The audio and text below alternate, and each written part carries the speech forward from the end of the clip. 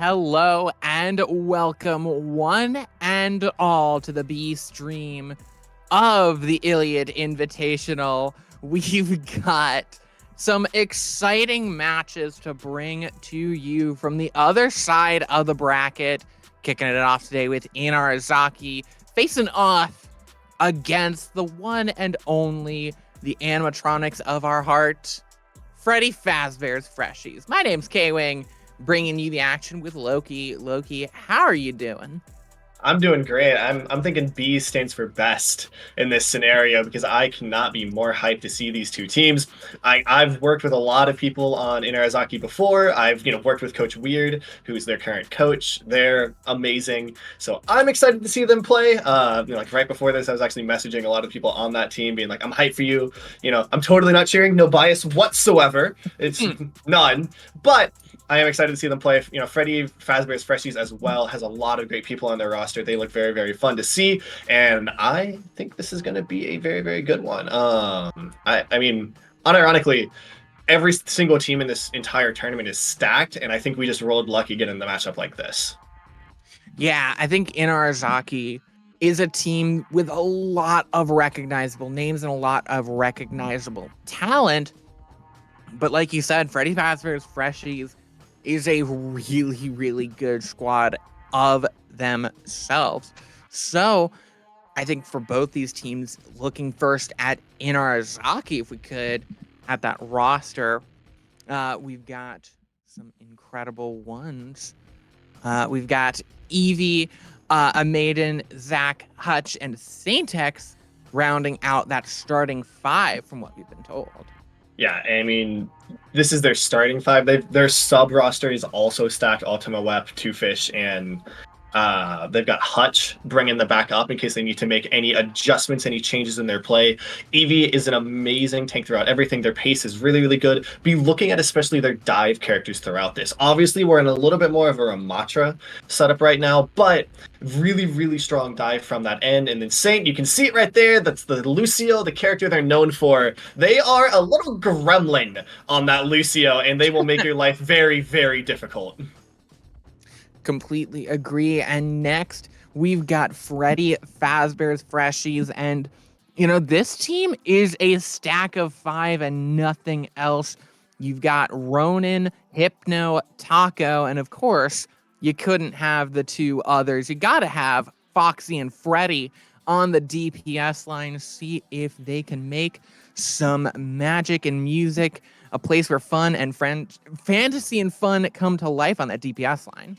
Yeah, I mean, just for y'all to know at home, Foxy is YT Awesome, Freddy is T-Champ, which completely stacked characters in their own right. T-Champ alone would make this a team to be looking out for, especially when you pair that up with Ronin and Hypno on the support line, keeping everyone alive, keeping everyone moving and looking very pretty.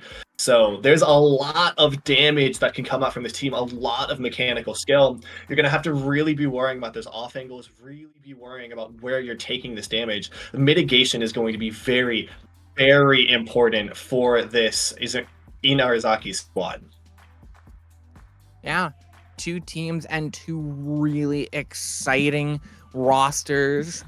And I actually don't know any kind of pick that I would have. I think personally, if we were going predictions, I think you would give a slight advantage to Inarizaki. They do have first map pick, and what they've got is Nepal is going to be our first map, is going to be that choice.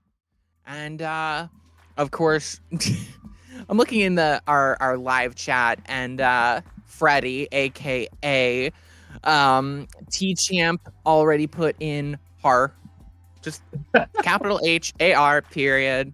Har, And har, I mean, har, har, har, har, har, har. there you go. Look, We get one. We get one. the brain rot is real. For there was a good amount of time with the team that I scrimmed with, anytime anyone said R to send us in the map, would all start singing that song. So it is real, it is here, it is infectious. I apologize for all of the bad puns you're going to receive. Loki, we're actually getting a message right now from Foxy to our wonderful Observer Orange. Hey, Observer Orange, can you have the casters call Freddy Fredbear? Of I course we can absolutely do can. that. Absolutely. Always. We tried I our will best to do be anything accommodating as here. long as it's for the bit. Anything as long as it's for the bit. Always, always commit to the bit. Always. Never any reason not to. All right. As we load into this first Nepal one, though, you do have to start looking at what the comps are going to be played. Obviously, playing on this village, we look a little bit more towards the Brawl. For this Inarizaki team, bringing out the Ramatra Brawl was sticking pretty hard meta here. Nothing really out of the ordinary. Freddy Fazbear's Freshies, though, pulling out the Junker Queen Brawl. What you're going to be looking this team to do is to be playing this really, really aggressively, really fast. I was, we're not on Village. We're on, hang on, I got totally lied to. We're on the pit map. But still, you're looking for this Junker Queen team to be aiming for the backline at all times. They want to track down Hutch, find the kill as fast as possible, and get back out without having to take too much sustain. This Ram comp, it's going to be a little bit slower, but it does have a lot more sustain on its tail. Yeah, and Junker Queen can get outbrawled so fast. Zach taking a lot of damage early on. Ronan having to play very, very smart. Gonna get walled off, and a lot of damage pumped into them to stay alive and stay up. Foxy, again, just so much damage going into Ronan. Hypno needs to be on their best. Zach taking a headshot, but staying alive right through it. On the Ramatra, holding this corner. The aggression is there. And Freddy Fazbear, they don't want this long, drawn-out fight, but they're being drawn into it. There's the pickoff onto Hutch, and it's exactly what Inarizaki were fearing, is that pick from Ronan. Foxy going to get taken out of the fight, but it won't be enough as Fredbear will find another pick, and that'll be all they need for the Freshies. Going to be interesting to see how this team holds this space now that they've taken it. You saw already at the start of that one, Ronan was having to use shout for sustain rather than engagement. The second time around, they did manage to use it, get back in, find Hutch, get the kill, find that win condition. But it's going to be interesting to see if they can keep that up through these later fights, especially now that Amanadine's getting set up on this angle. Yeah, that angle is going to be deadly, but Ronan gets caught out way too early, way too fast. And that Kitsune Rush can't keep him alive. Eevee's just gonna run rampant through the back line, gonna find a third and clean up Freddy Fazbear's Freshies. That's the risk you run with when you don't have that sustain. Hypno playing this Kiriko is a really hard target to track down. Problem is, for a lot of what this comp is looking to do, they're going to be pretty stacked on top of each other so they can get that, shout benefit. If they're all stacked on top of each other, there isn't anyone for Hypno to teleport onto. It's just, basically a half-second intangibility. Really, really makes it hard to still be together to get that shout benefit and keep your backline alive if Inarizaki can face this correctly.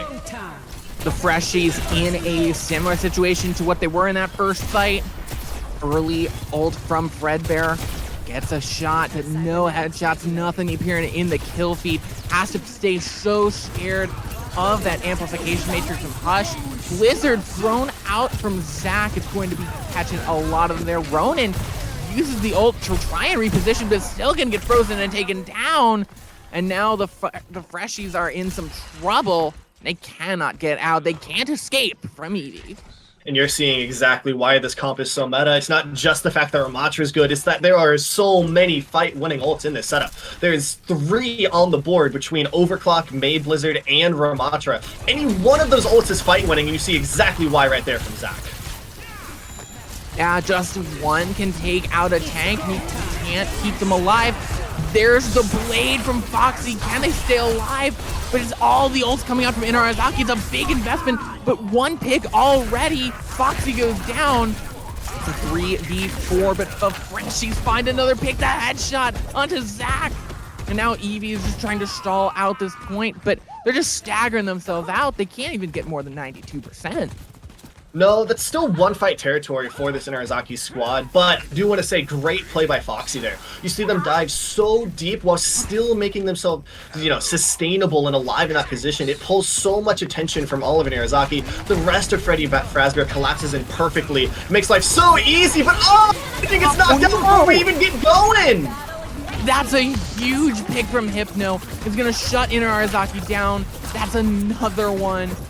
and it's just one ult to win the Freshies this fight. And now Inarizaki are staring down the barrel of last fight territory. Yeah, one fight for either one of these teams. Ult economy pretty even on both of them. The main thing you want to be looking at here, the overclock that Freddy's bringing to this one. There it is right now. Oh, they get knocked down immediately! Oh, Freddy pops the ult, but gets taken out themselves. The headshot from Zach. And now Hutch is with these long sight angles is going to let Inarizaki take that first point. Eevee is in pretty deep, and Foxy is caught in the back line. Zach pumping out the damage. There goes the rampage, but it lands onto 3 for Inarizaki. Can they find the follow-up? Blizzard onto the point. Hutch goes down. Overtime ticking down, and they find the person on the point to keep this going. Eevee needs to get off the point, needs to get taken down and reset. Freddy does get taken out late. Fredbear gonna be late to come back to the last fight if that happens. So Inarizaki, they're still fighting, but is that the smart decision? I mean, you really don't have time for much else. You're gonna have a barely stall pick here. Maybe if this Mora can fade onto it, we're really looking at Hutch right now. Like, looks like they're just barely gonna get on the point, and they are, but not for very long. And at this point, it's all just do what you can. No, it's just jump onto the point. They're throwing out the beat for Inarizaki. Taco, though, going to get taken down. That's one pick, and that could be all Inarizaki needs. But as the beat comes out, the picks are going to start coming in, and Freddy Fazbear is going to start the cleanup, start the final picks. But Eevee finds one onto Ronan. Eevee might have something. Eevee with 2, holding block against his ult from Fredbear, gets the point through, still has the ultimate. Freddy's going to slide off the map. Inarizaki have just carried that away, stolen in the dead of night. Talk about snatching victory from the jaws of defeat. We never see those overtime pushes go the way of the team that's kind of trickling in. Great ultimate usage there to make sure everyone stays alive. They keep going just long enough for Eevee to come back with full resources. They've got the Annihilation Field in their back pocket, and Ramattra has so much sustained by themselves just with that Nemesis form and the Annihilation Field that a lot of times they don't need a lot of healing so long as they're timing their abilities correctly. Eevee there times everything perfectly, looks incredibly clean, and it gets Inarizaki the advantage here on this Nepal setup. Now as we roll into an even stronger brawl map, we're taking this space, pacing it is even more important. Gonna be really interesting to see how Freddy Fazbear strikes back. They're going to start rotating to the point. They're going to cede this high ground control, which means they're going to be so vulnerable to those headshots. Zach nearly taken out Hypno before the fight even really begins. The pressure is there. The wall comes in on top of Ronan, going right onto this Junker Fiend, taking her out. Now looking for the Kiriko. She swift steps away, but they're just right there waiting. Yeah, not a ton going for Inarizaki this time. As I was, the team is actually pretty even right here. It looks like Knight super set up 3v3 situation here. I'm gonna go towards the team that has the tank at the end of the day, and the longer this one goes, the more it benefits Inarizaki, as they do have the point in the situation. But once you start losing DPS, stuff starts getting a lot more dicey. Ronan and Foxy both finding their picks, and the respawns come back in. It's the speed of the Freshies that allows them to come back, but the point was still ticking for Inarizaki. You got 24%. Yeah, not a bad first fight at all. I mean, especially after they take some late picks there, just left with Eevee, you know, Monad and Zach have to go off into the side. Not a bad place to be in. Your ult economy is looking pretty okay here. Really, the only person who's looking good is Hypno, which Hypno has been farming, so no big surprise there. And you get, you know, set up with some percentage on this point. You're going to be entering this fight basically on even ground. Yeah, it's going to be really looking good for them there, but they take out Taco early. Oh, it's disastrous for Freddy Fazbear. Now they're just on the retreat. The Kitsune was trying to get them another pick to even this up 4v4. Can it get there, though? Fox is going to get taken down. They're still down 1, and it's going to be that flip for Inarizaki. Yeah, I mean, just the map control for this Inarizaki team is just so strong. into this Junker Queen comp, unless Ronin can go in deep and really pressure out Hutch or Amenadin quickly, it gets so hard for anyone in Freddy Fazbear's to just maintain this space that they're taking. Everyone on this team's doing work. You can see it in their ultimate usage, how quickly they're farming it. The question is just how long can they stay in these positions before Inarizaki punishes it? And right now, the answer is not very long. This is an interesting rotation as we see them going down over onto that left side. There's some pressure that can be put onto the Kiriko. Junker Queen nearly getting taken down. That's not good for the Freshies. And they're gonna have to go on the retreat again. Yeah, I mean, these quick picks and quick fights are really making life hard for Freddy Fazbear's. And one of the main things you have to deal with in this comp is there's not too many get out of jail free cards. There's a lot of movement, there's a Suzu, but at the end of the day, I'll take Baptiste Immo over Suzu almost any day of the week when I'm not playing against an Ana. Freddy with the ult is just not finding anything. Fazbear can't find a single thing, just pumping it right into the shield. Foxy using the blade, the beat comes out, and it's only gonna land onto Foxy and Taco. It's not looking good. The beat from Saints is gonna land on a much more. Zach, though, going to get taken out. I think the Blizzard might have gotten canceled in the end. They're gonna need something even better than that. As overtime's starting to burn down, they need to use that Kitsune Rush. It's not gonna be there for Taco. Taco's gonna get taken down.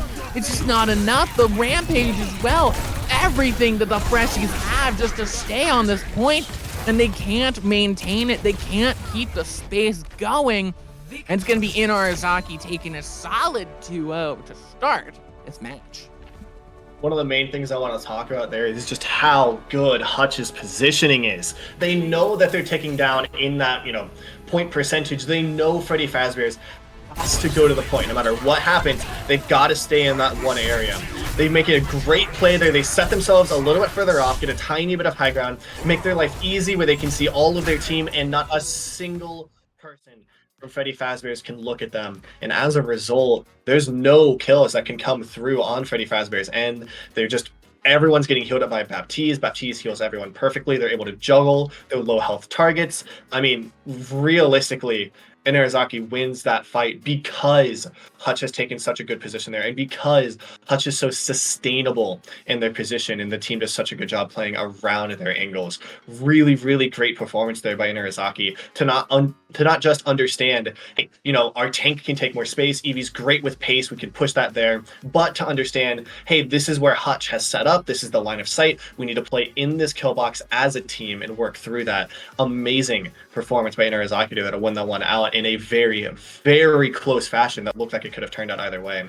Clutch play, Inarizaki. Yeah, an incredible job. And like you said, I completely agree that was down to the support. And we said at the start, we said if the Freshies can come in and they can rush in onto Hutch, then they have that chance of winning the Junker Queen v Ramatra. But when that Baptiste is played so incredibly well and so far removed that the Junker Queen would have to rush through, 70 meters of open territory and get fired upon the entire way to try and reach this one Baptiste. At that point, you're not going to reach the Baptiste. You're just going to be face planting in the dirt at that point.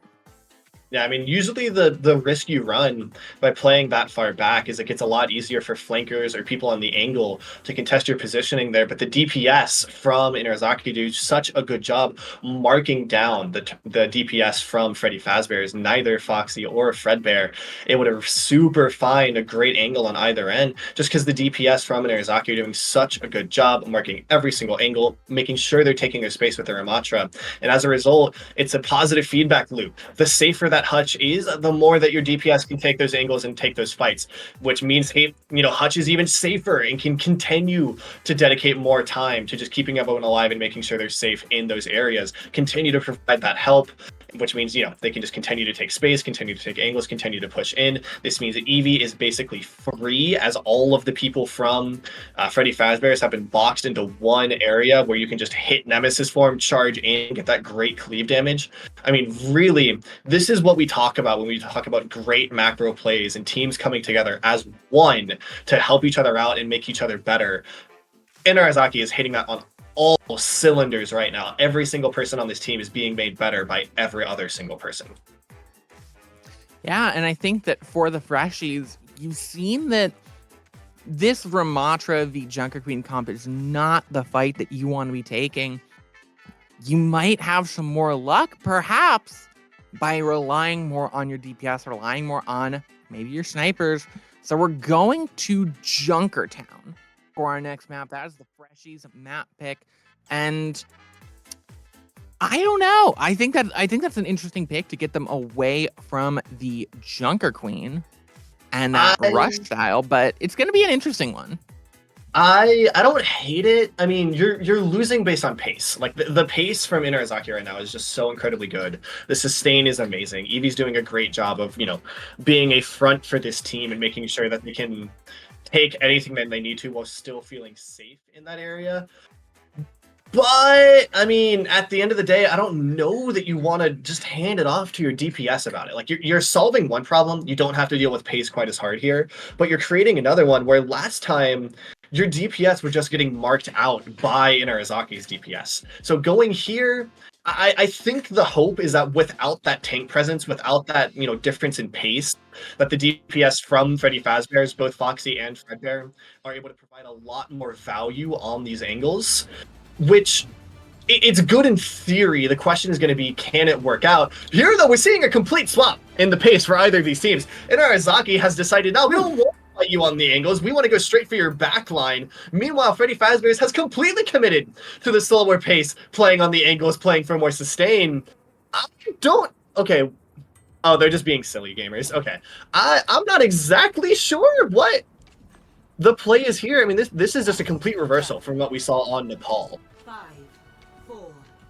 It is, but I think that for Inarizaki, they're really going for that spawn hold, and that's exactly what we're seeing. The aggression come through, and Freddy Fazbear, the Freshies, have to play so passive here, and even a har in from the Freshies as they switch to the JQ comp. A complete and total mirror. Inarizaki saying, we can beat you at your own game, it seems, as they peek out on the right side, fighting through this door. This is not how you traditionally see this map fought. A lot of open spaces, not usually what you like for your rush comp. But already, Foxy getting that first pick onto Zach, and so the Freshies are going to start up incredibly well. Yeah, this looks like something that's mostly being played for the spawn right now. You've got that spawn advantage. You know they're playing close. You might as well take the brawl right here. Makes it really, really easy to play aggressively and then have a safe area to run back to. And that's exactly what Freddy Fazbear's is leveling right now. You can see how much more sustain Ronin had there over Eevee, where Eevee has to play in this open space. They have to play off their angles at any given time. Inarizaki could just press the S key there and back up into spawn. So as a result, we are going to see them take that first fight win. And as Kart starts moving along, I'm a little bit surprised that we don't see any changes here out for Inarizaki on this one. It looks like they're still feeling confident on this brawl, just rushing towards the backline. I think that they have this momentum, so they have that idea of if it's not broke, why fix it? Is Hypno going to have a lot of pressure put onto them, but the TP away does them well. Saintex on the Lucio, sitting in the backline with this Sojourn. Zach finding the opening pick, trading out for Ronin. That's a pick you always take. That's how it's gonna rush in with that Kitsune. Akiriko putting in a lot of damage. Eevee barely staying alive, but gonna get taken out. And Freddy Fazbear is still pushing forward. Yeah, I mean, we expected this one to be a close one. I don't think there's going to be a single game in this entire tournament that's not an incredibly close one. But I mean, this is a huge reversal of what we saw last time. The brawl going very, very solidly to Inarizaki last time. This time, it's so hard Freddy Fazbear's on a map where we don't typically expect to see any kind of brawl. I mean, Junker Queen on Junker Talon is kind of a haha funny pick. It's a lot of fun. You get the name symmetry going, but we don't typically see it. This time, though, they're doing such a good job contesting all these DPS plays. They're playing in open space so incredibly well. The stain from Freddy Fazbear's looks clean throughout, just off of their micro movement and positioning. It really looks like they understand this comp on this exact map. Yeah, and that's something you don't expect, is that mastery of this composition on this map. It is such a reversal. Eevee is struggling a bit, playing on the low ground. It's gonna get run over a bit.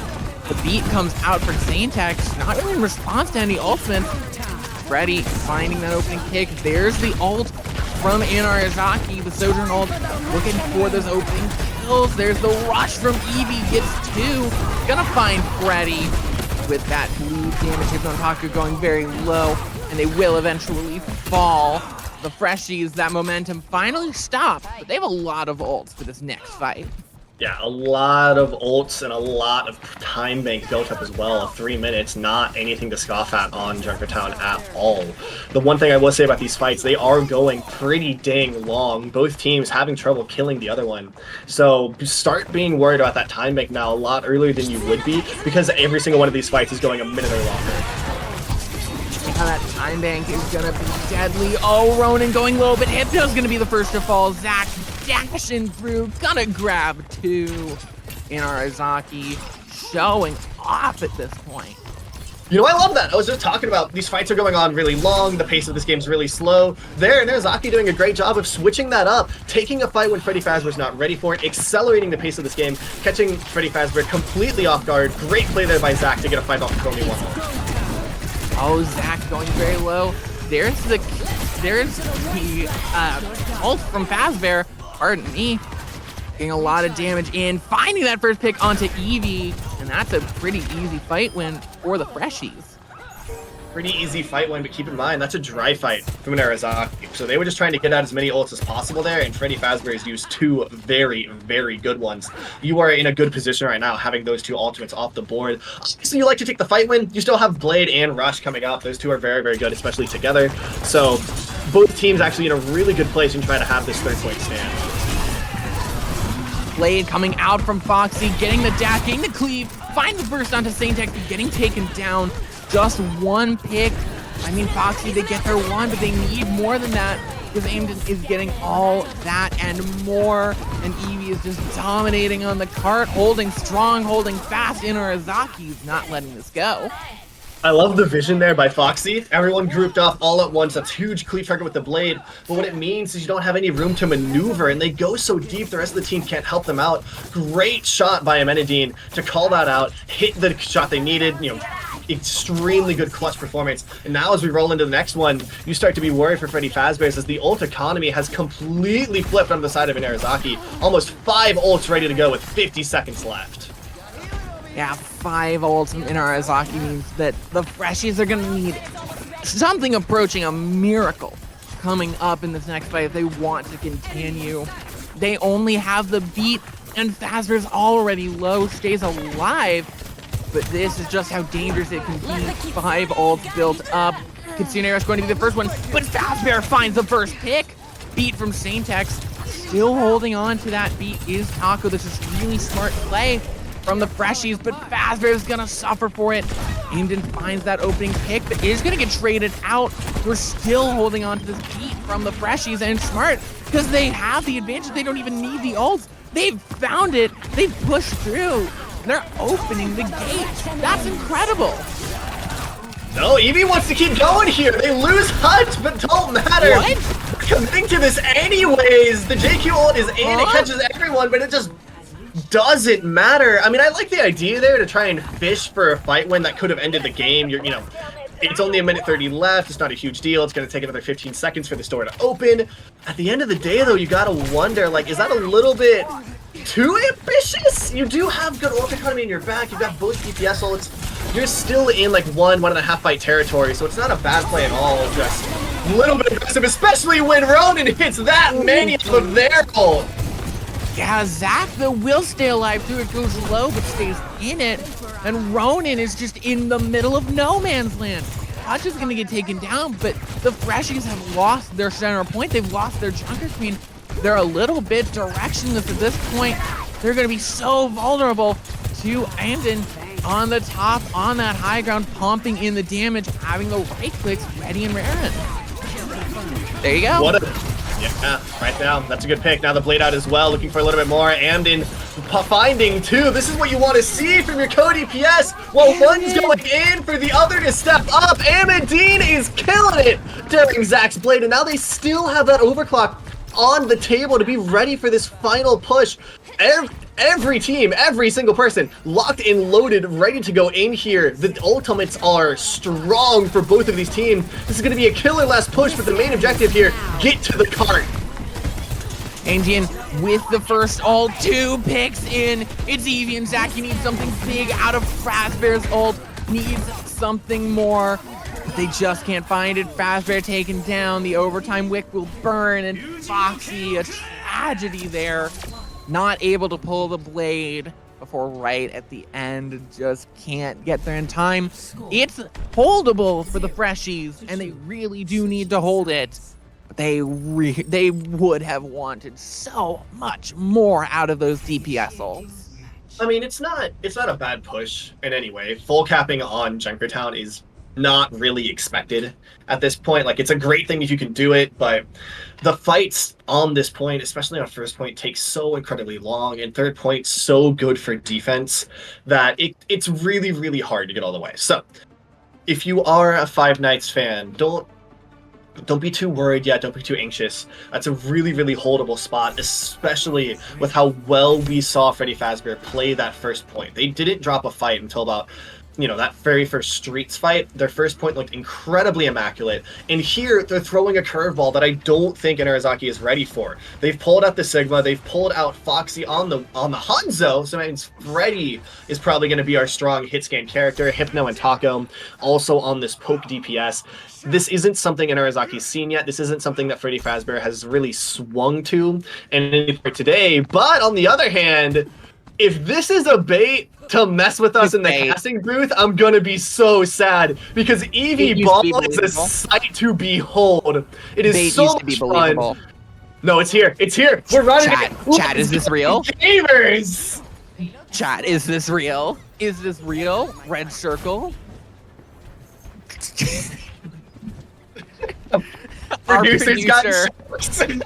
Our producer for Night just went, is that the ball of 87? Thank you. I'm done with casting. That is it. I'm retiring after tonight. There will be no better jokes in this. But until then, we can keep going with this game as Eevee jumping in onto the high ground. Ball has been in such a weird spot in Overwatch 2. We'll see if Eevee can break that really weird spot the Ball's in right now. Getting stunned up and hit. A lot of damage being pumped in. But Ronan gets slapped. The peel is there from the Ana. Big Ante landing onto 2 of the Freshies. But so far holding. It's why this Ball struggles so much. Not a lot of presence in the choke. Hypno getting some pressure from this Wrecking Ball from Eevee over in the back. Jumping in. Inarizaki playing very decentralized. Trades coming in. Taco the first to fall. Hypno still up. Has the ability with this amp matrix. Foxy spots the Ana but can't get the peek. Now just putting some damage into touch. This is really confusing for a lot of the Freshies. And so Zach can kind of reign supreme. They just can't focus on all the angles at once, and so they have to go back.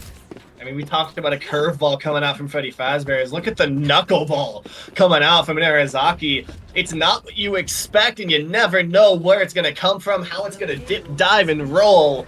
And an amazing job by Inarizaki there to play their sustain, play their life, and just continue to whittle down Freddy Fazbear's. At any given point, there was somebody from Inarizaki pushing in, taking angles, taking some amount of resources, and eventually just whittled them all the way down. The nano onto Eevee's gonna take out Taco, and Fazbear's gone as well. Hypno's gonna get burst down the hack, and the damage just too much. This is ball gameplay, the likes of which the world hasn't seen since Overwatch 1. I mean, how do you even prepare for this? When was the last time you scrimmed against this level of a ball comp? I mean, no one pitches the knuckleball anymore, which means no one hits it anymore. Nobody's ready for this when you pull it out. And Inarizaki here has caught Freddy Fazbear's completely on the back foot. They've got a comp that should be good into this comp, but they just don't know how to react to it, and you can't, how can you really blame them? Absolutely, it's a complete unknowable. Foxy now on the Tracer, looking for the Zen in the backline, immediately gets hit and spooked away. Foxy actually gets taken down by Hutch on the Zen. That pressure's just too much. And now pushing through, the point's gonna reach point B with 5 minutes on the clock. And everyone's just scattered for the Freshies. They can do nothing about it. When we talked about last time how that map came down to the support play there, Hutch in St. Texas showing you how important it is. The only way this comp works is if they can fight for themselves, they can survive against a push and deal with damage. There, they do a perfect job of it. Hutch finds the kill onto Foxy, they stay uncontested, and then the discords and damage can come out from the backline. That is exactly what you want from your supports. Oh, Zach finds himself picked off first. This could be the opportunity for the Freshies to start a hold and get some more picks in, but they need to get more than just that one, as the payload's still rolling. They're just holding on high ground. And they spotted out the Ana, putting that pressure onto her, putting in the damage. Pulse Bomb is ready, but Foxy won't even need it when Fazbear and Hypno are putting out that much damage. They're just running around rampant. I mean, that's the first fight win that Freddy Fazbear has really been able to find, and it's on a point where it's so much harder to play this ball comp. I mean, I would say ball comp's probably to play anywhere, but on this one especially, it gets really, really difficult. This is a point where we see a lot of times teams switch off of these hard angle comps and swap something more along to, you know, a traditional dive or a brawl, and you're seeing exactly why. Yeah, well, Hutch is going to get taken down early. The flux from Ronin, there's really a lot of pressure getting put on from this high ground centric comp of the Freshies, and Inarizaki can't do much about it. I just want to see the swap to Winston here. Like, you've looked clean on the dive all throughout. I think a Winston pick, or, ooh, look at that. Sombra ball ready to go. That combo is powerful and can absolutely wreck teams, especially when you time it correctly. I think it's the perfect way to knock this team off of high ground. Maybe the pressure, though, onto the ball with the nano is going to be so much, but it's a really good response. The roll through is going to knock everybody off of high ground. Eevee, though, the nano burns out, and so does the damage reduction. But Hypno is going to be taken out. It is an even point there, but Freddy is ready to take it down. And that's going to be the Freshies with 2, ready to take it through. You're wondering what happened there. Why wasn't there any mines? Taco stunned them out of it. Taco read that play like a book. And the moment they saw Eevee coming up, the moment they saw them get ready for it, Taco was ready with that one. They literally rallied stunned perfectly. I mean, talk about calling out, going on a challenge play right there. Taco challenges Eevee and comes away with an incredibly impressive fight win. Yeah, now look at this roster swap, though, from Inarizaki, going to an almost complete mirror, only swapping the Tracer for an Ashe, using this Transcendence really aggressively, staying on the high ground, but getting behind them. And now the Freshies relinquish high ground. They're going to lose their big main support of Hypno. The Immortality Field goes down. The Freshies just have to play on the cart. The cart's getting pushed forward. It might just be all over, but Ronin is ready to wrench victory from the jaws of defeat, but there's just not enough there. There's no one on the cart to contest. Ronin goes down, and Inarizaki takes match point. That feels almost like Inarizaki sneaking through on that one. There were still 2 players alive that could have very viably touched there, especially after Freddy Fazbear gets a kill on the Ana, or as I was on the Ashe, sneaking up a little bit too far, looking for the kill on the back line. I mean, it feels like they're were just barely getting through on that one. Like there could have been a little bit more touch, a little bit more resistance, but at the end of the day, they are the team getting that round 2 win. And those first 2 points on the ball looked incredibly clean. That last one, a little bit more scrappy, but at the end of the day, if it's ugly and it works, it still works. Inarizaki coming away with a really, really great win right there off of the back of, unironically, their support line. I mean, it is constantly coming back to Hutch in St. Texas right now, being so adaptable. St. Tex, main support player, flexes over to the onto the Ana, finds their Ana nades, finds everything they need to, continues to stay alive, put out their damage, allows Hutch to swing over to the Zenyatta and really, really flex those mechanics, win duels against Tracers, and wins everything else along the way. With that, though, we are going to go to a short break, give these teams a chance to catch their breath, get ready for that map 3, but don't go anywhere. We will be right back with more Overwatch action.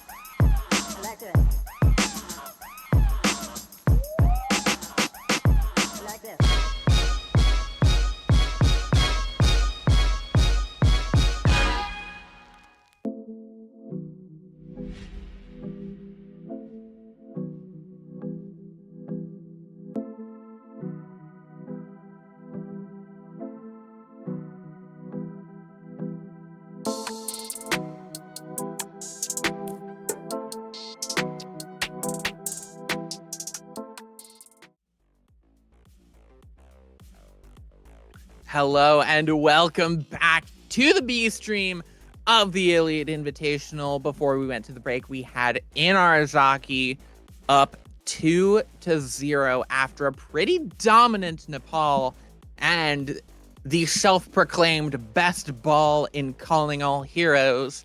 Also self-proclaimed the only ball in Calling All Heroes. Ooh, Calling All Heroes pulls out some weird things. It's what they said in chat, Loki.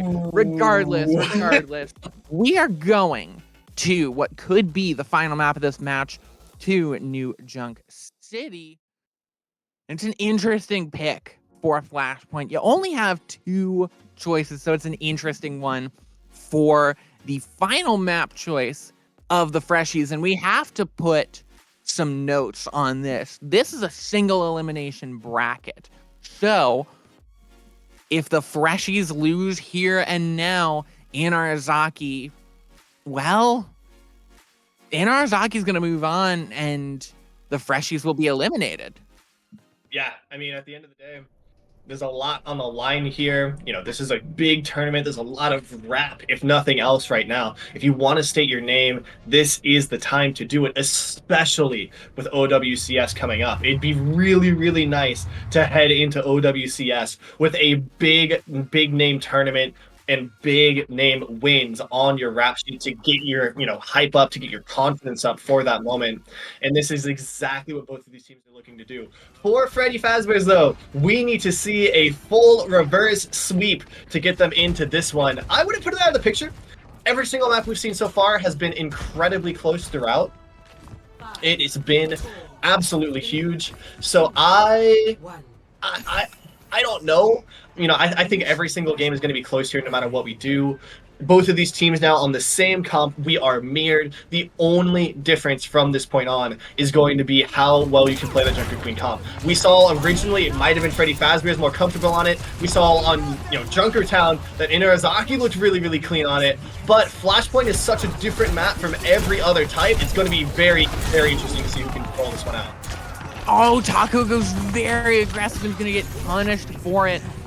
Freddy Fazbear is holding some sway on the Flashpoint, but they need to win this fight first. And their Junker Queen's going very low. Ronan having to duck into a corner just to stay up and stay alive. Gets the healing, but Hypno in some danger.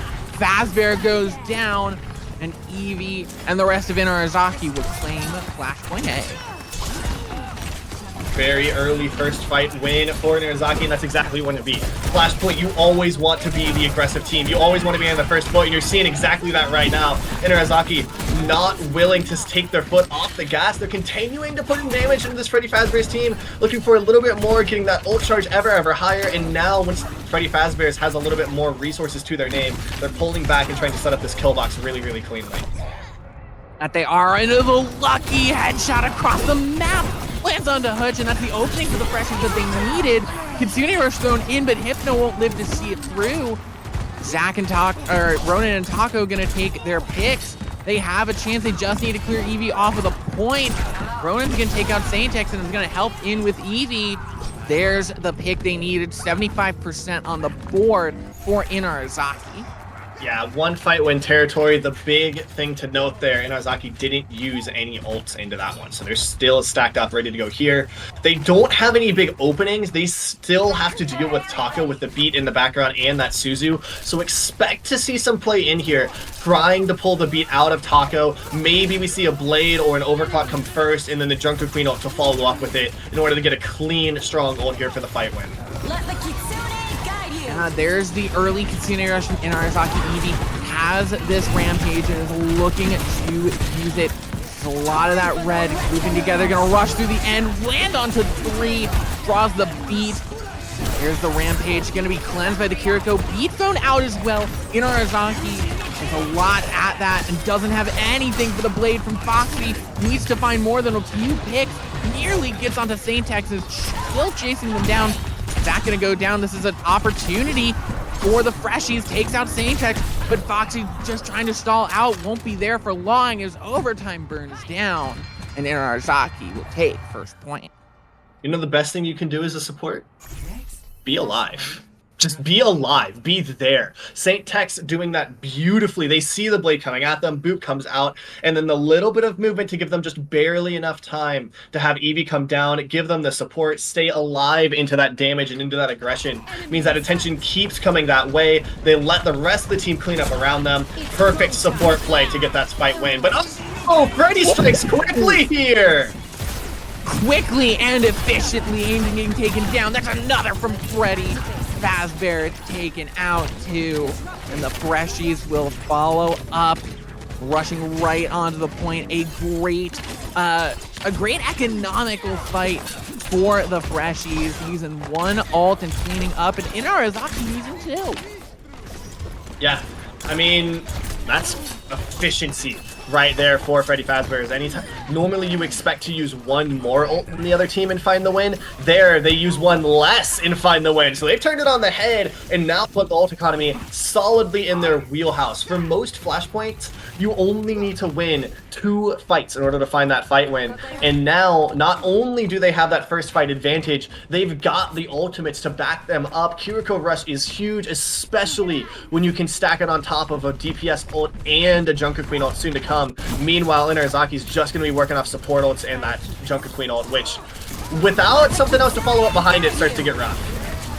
Yeah, early Kitsune Rush from Hypno. The Freshies are looking to clean this up. Nearly finds a pick onto Aimden. Both Sojourns going very low. This Genji is a very aggressive choice.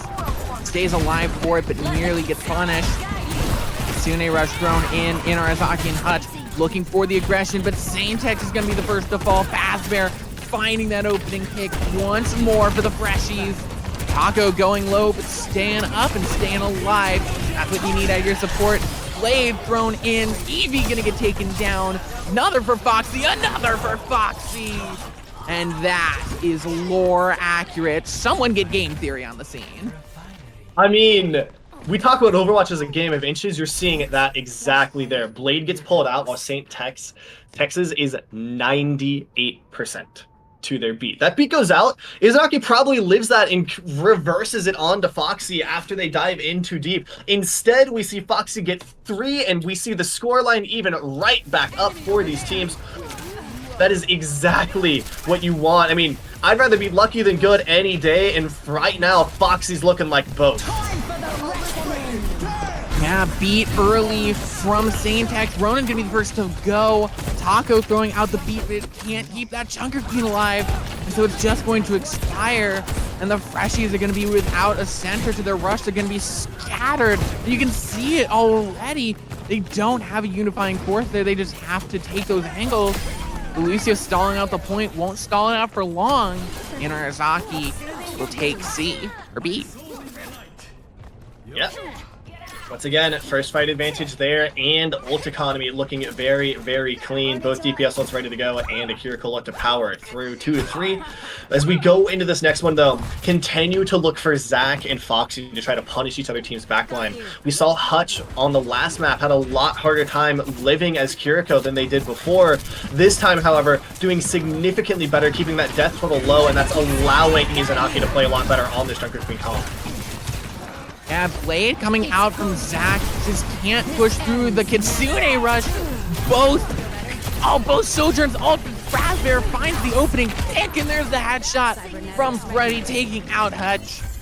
And that is all you need. Freddy has just been popping off this entire time. Yeah, Freddy is really coming through right now. No just credit to Foxy, but Freddy looks like they're anchoring the team right when they need it more than anything else. They're hitting every single one of these clutch shots. Both, Sojourn's overclocked there. Only one of them hits anything. Now Hutch wants to take this one out with some aggression from Freddy Fazbear. Ooh, but it's not gonna pay off. They already lose 2 right at the start, and they lose Fazbear immediately. That's been their X factor, and they lose it immediately. Yeah. Good play there by Inarizaki. I like the idea. I like the theory from Freddy Fazbear. Tries to switch up the pace again. We saw, very early on first map how beneficial that can be. However, Inarizaki is ready for it. The moment Hutch sees that aggression coming out, the Kiriko ult goes up. All of the resources go Inarazaki's way, and they take the fight. And you can't touch! Taco can't touch, gets caught out, and that's going to be a disaster as the Freshies are just going to get dispatched piece by piece. Oh, that's devastating. But now, maybe the Freshies have a bit of advantage based off of spawn for this next flashpoint. Advantage based off of spawn, but I don't know that it's looking super clean there. Normally, we see teams not play on the point aggressively. They play just a tad bit farther off so that they can rotate to these, new objectives when the time is ticking low. Freddy Fazbear, however, commits into that fight, and as a result, both of these teams are getting here pretty even, and Inarizaki has pretty good high ground to try and compete. And they need that early pick. Eevee going in very aggressive onto Freddy, going to get caught out for that aggression. Freddy needs to stay alive, but can't. The beat is going to come in. Saintex is going to go down. And the Freshies, no ults used, coming out on top. Coming out on top there, flipping that point, only 17%, not too much to worry about here, and these cleanups could be brutal. Any picks here is just going to continue to stack things up. Inarizaki, however, is going to get back just in time, and both DQ send him and falls as Zach cleaves through on this blade, finds 3, looking for more! Zach, what was that? Freddy's so mad, dude, I just got back. I cannot be more impressed with that one. Inarizaki reacts to Freddy Fazbear's aggression so perfectly every time. Anytime Freddy Fazbear wants to push, change up the pace, come out aggressively, wants to chase people down and try to get an aggressive pick here or there, Inarizaki reacts perfectly and has punished it every single time. Early Kitsune rush from Inarizaki. Hot's gonna go low. Oh, they found Foxy by themselves. Rushes back in. So much damage coming in. There goes the blade from Foxy. Needs his picks. Ronan going to find that first opening. Zach going down. There you go. Foxy finding another. So still alive are the Freshies. Can't come out of this one yet. One fight needed in order to take this point, get on to the next one. They do have an overclock in their back pocket. Meanwhile, Inarizaki has nothing. Expect a dry fight or a very, very slow fight out for them. If I was Inarizaki right now, I'd probably opt for the dry fight. You've got another point to work with. At the same time, though, if you can survive this overclock, there's nothing else on the board. And you're going to hit your ults first in that scenario. There's a lot at play here. It's going to be up to Eevee to pace this one really, really cleanly. Oh, never mind. Freddy finds the opening pick. Aimden goes down. It's devastating. Foxy, though, very low. Saintex goes down. It's just not going to matter. Foxy can die there, but they won't. They'll take out another. Oh, Freddy and Foxy, the dynamic duo. What incredible play. Way to take out all of the macro, all of the questions in one easy step. You don't have to worry about can you hit your overclock when you hit a rail before we get going. Once Amidine's fallen, there's nothing else that can bring it back. It's a straight neutral fight without any ults to even the table. Nothing they can do there, and Amidine falls again before we even get started. This Freddy Fazbear's team is doing a really, really good job at just ignoring any macro play that could come out by hitting the micro plays.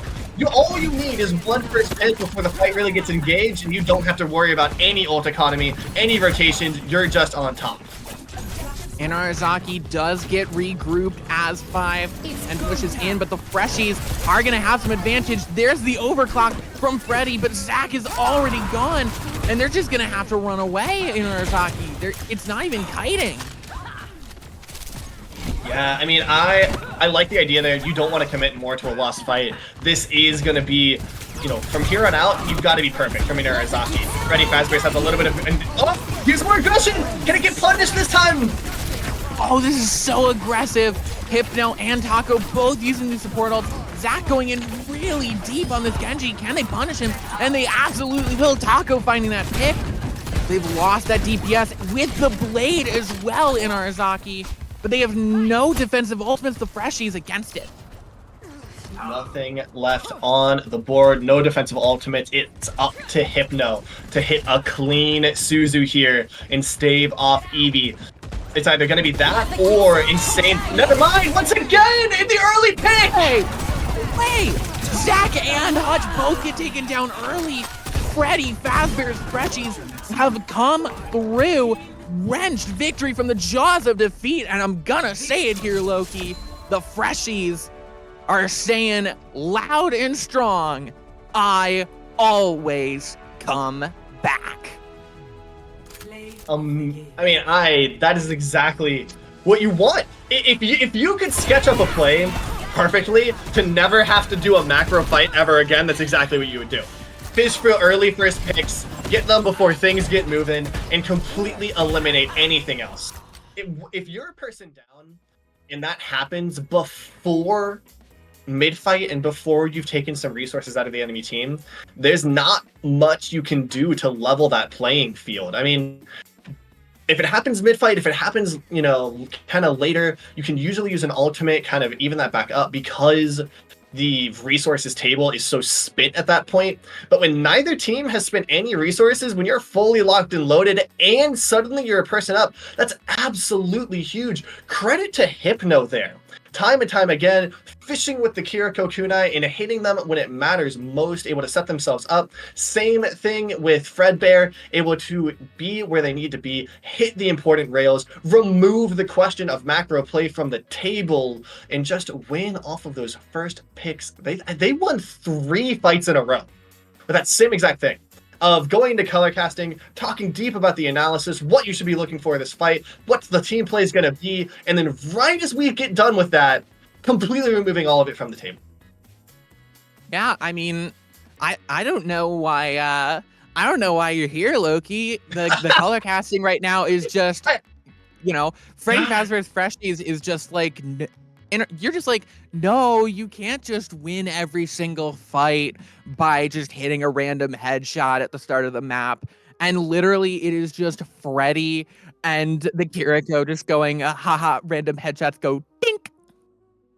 I mean, that's it. Usually when we talk about that stuff, we expect it to be, a hat on a hat, an extra thing that's nice to have. A couple fights where you don't have to worry about your ult economy, a couple fights where you don't have to worry about the macro. You can just win a fight off of, getting lucky or, taking an angle at exactly the right time, hitting the clean shot.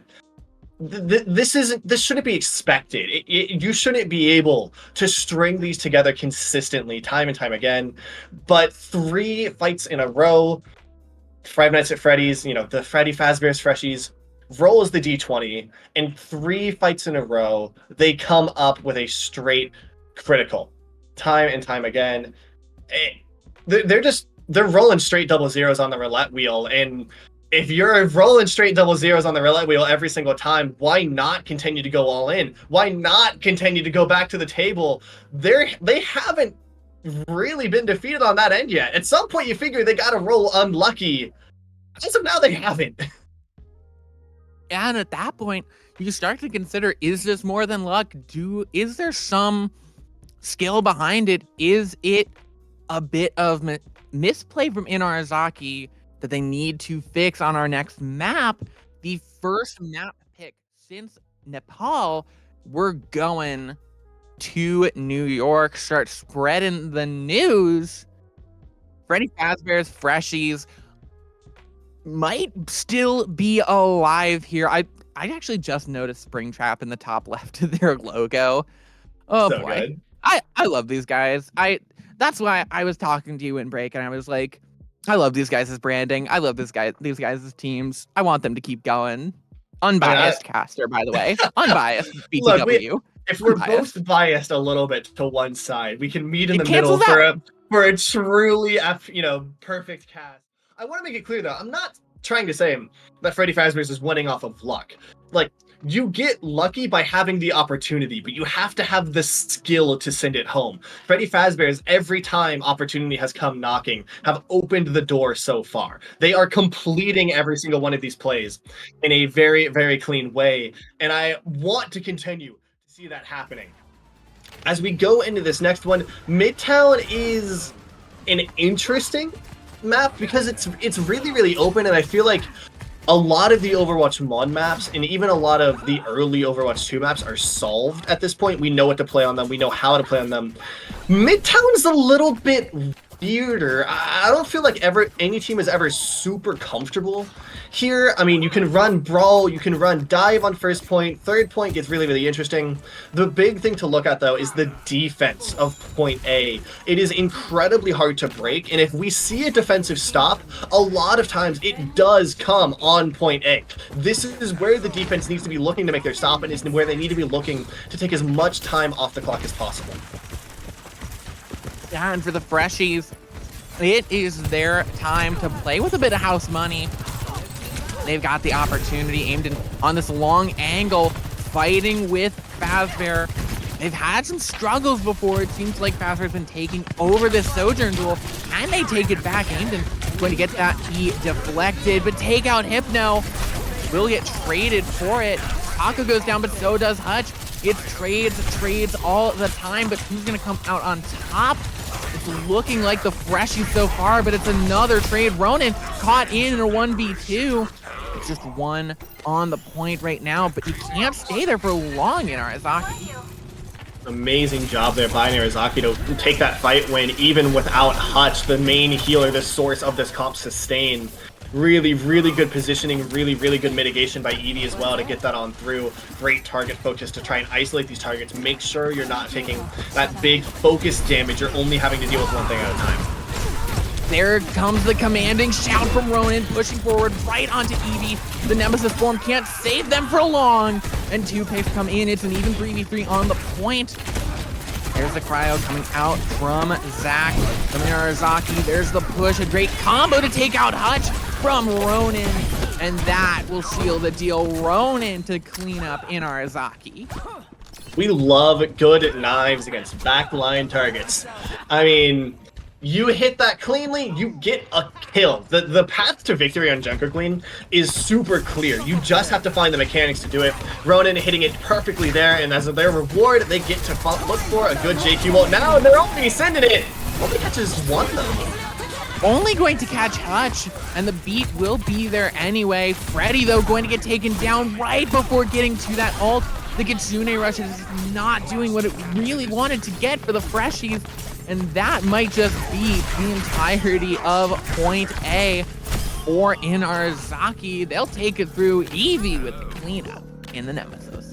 I'd love to just be like a fly on the wall in Inazaki's comms right there. When you see the JQ ult come out, beat goes down, you expect to play sustained for a moment, and then all of a sudden you realize, like, wait, it's only Hutch! Go, go, go, go, go! We have beat and full healing! There's nothing stopping us! And you see the aggression come through immediately after that from Inarizaki. There was, in fact, nothing stopping them. They get through that point with very, very little time loss. Still a minute 30 left on the table. They're in a really good place and try to get a great time on Midtown. This is another difficult position to break through. Is the high ground on point, Bravo, and the low ground drop you got here. Foxy going over the wall, dueling with Saintex, but just playing on the high ground. There's the opening from Freddy. A great wall to keep them up for Inarizaki for Zach, but the damage is still going to get pumped through, nearly finding the picks, but can't find those big headshots that we saw on New Junk City. Blizzard thrown in from Zach is going to be properly zoned away, aimed in with their ult. Beat or Blade from Foxy, dashing through, finds aimed in, finds Hutch. It's two for Foxy. Foxy consistently seems to be able to level the playing field with their Blade. No matter how many resources Inarizaki has put in, whenever Freddy Fazbear's Freshies needs a fight, they've got Foxy there, able to pull out the Blade, find picks on the backline, and take the fight win. Inarizaki there uses 3 ults that can be considered fight winning on their own, and not a single one matters due to Foxy there, able to cleave through the opposition. Oh, Hypno getting some pressure onto them. Foxy looking for some early opening kills. Finds Hutch. That's a great play. Saintix goes down as well. Very smart from Inarizaki. Foxy finding 3. No Blade necessary. Why not 4?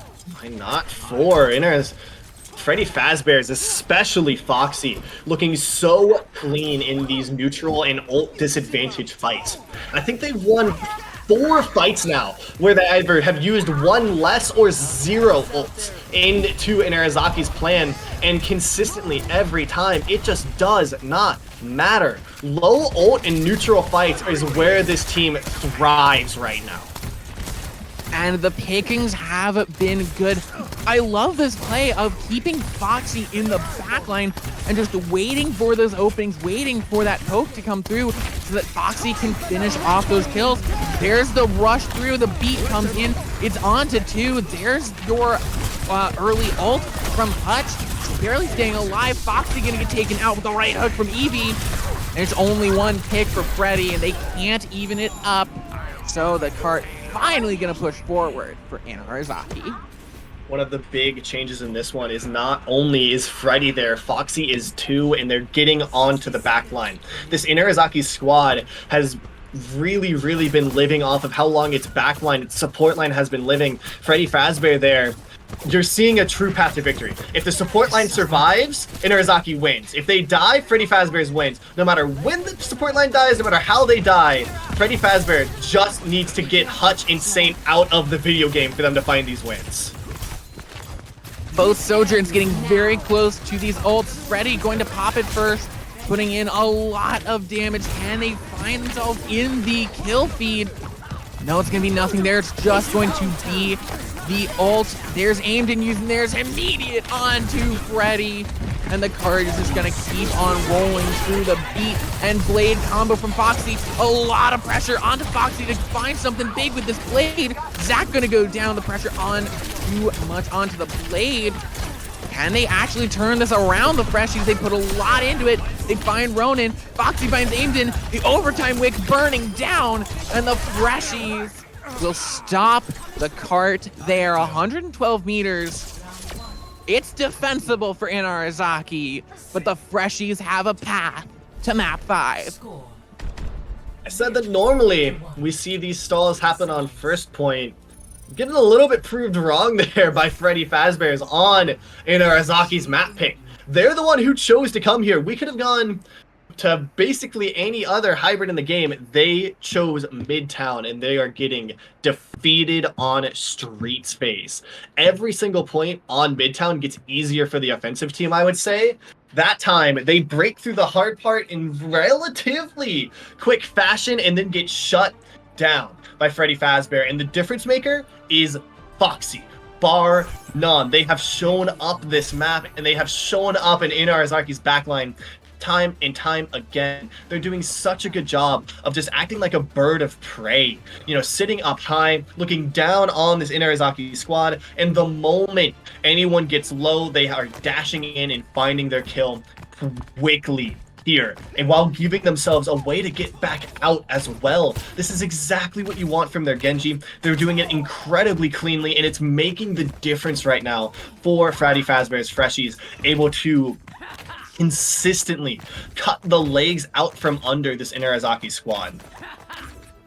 Completely agree. Foxy is being the vulture for the Freshies, just waiting for a little bit of poke to go through, waiting for them to just be within that combo range of the shurikens and the slash. And that's all that they need. They get that pick and they're able to dash right out. It is dive distilled down. It's a mini dive basically happening on just a micro level for the Freshies, and it's worked out incredibly well for Inarizaki. Now on to the Ramatra. Freshies playing over onto the long rotation, taking the long angle. Freddy looking for that opening kill, for that opening railgun. And Aimden looking to shut them down and take control of the angle, nearly getting taken out with that railgun. Has that right click, but can't take out Taco for it. Zach goes low, can't get taken down here. They need to drain the time like we were talking about the start of round 1, but Zach is just out of position and can't find themselves any safety. The peel isn't there, and Eevee, only the immortality field keeping them alive. The block only doing so much. They're jumping in right onto Hutch, and they're finding those opening kicks. They're finding the stall well. The staggers are big for Freshies. I mean, Freddy's has been so good time and time again, but identifying and going on to the out of position target as fast as possible, and this comp only makes that easier. Great job by Ronin there to recognize that Zach got a little bit too aggressive, a little bit too ambitious, pushed forward just a little bit too far, and that was all of the green light they needed to go on to that target. And once you're one up in a JQ comp, you can just continue to push that advantage. Freddy Fazbear is so clean in advantage state. I don't know that they've had a single fight thus far that's been reversed onto them when they pushed into advantage. Yeah, they push in the advantage and they push the W key. This is an interesting play as Taco and Foxy pushing over on the left side, but Foxy is going to get hit with the headshot. Zach, though, evened up. Freddy has the opportunity to do something amazing. Now they're pushing forward, pushing right onto this Junker Queen. The damage coming through. Takes out Hypno. Uses the Kitsune Rush. Hutch, though, going down as well. Ronin gone, out-brawled by Eevee, but Eevee is struggling to stay alive. Freddy has the ult and is going to use it. They see something to push forward. Eevee going to go down, Foxy gone. And it's some 2 big ults for the Freshies. This won't win them the fight. Well, it is going to get the Eevee pick. They might be able to turn this one, especially with Freddy with this rail. That window might put a damper in it, but it's only going to last for so long, especially when all of Freddy's is right here in the rotation, looking for this high ground already coming. It's such a long walk back from this spawn. Eevee is going to get here late, but Ronin's going to get here early. Yeah, and they're going to rush in. They're going to completely push Inarizaki off a high ground, dash through, get both the DPS in the Rampage, Immortality gun, aimed in off the field, and Eevee can only pump in a little bit of damage. The beat and the blade, it's Foxy dashing through, both the supports now onto the Ramatra, gone, and the cart pushing forward. Is there any hope for a stall from Inarizaki? They have the ults, but they're just gonna freeze people on the cart. Go in and push the cart forward. Then they get it, there you go. Yeah. Freddy Fazbear's Freshies take us to map 5. They're looking for the reverse sweep, and with their tournament lives on the line, they will not go down without a fight. We said they needed the reverse sweep. It was incredibly close on the first 2. Both teams now have won a map on the other team's map pick.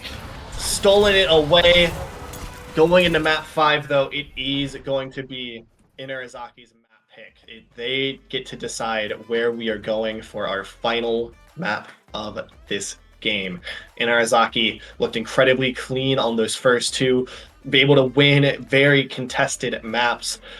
From there on out, though, Freddy Fazbear's hasn't looked like there's been much that's able to stop them. That flashpoint went to 5, but on that last one, just untouchable there on Midtown, capping in insane fashion. They break through point A in less than a minute to set up their point B attack.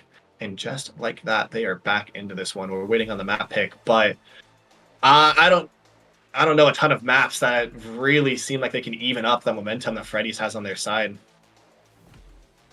Completely agree. It's such a turnaround that we've seen from the Freshies, and I feel like we've said it the entire time. I feel like every moment we're singing their praises. It's Freddy and Foxy. No disrespect at all to the rest of the Freshies, but Freddy and Foxy have time and again come up big in those clutch moments, have had those big headshots, have hit those massive ultimates, and it is the reason that we are staring down the barrel of map 5. We're going to take a quick break before we hop in, but you don't want to miss the final map of this match. It's been an explosive one so far, so don't go anywhere. Don't change the Twitch channel, because we will be right back with the thrilling conclusion of this match.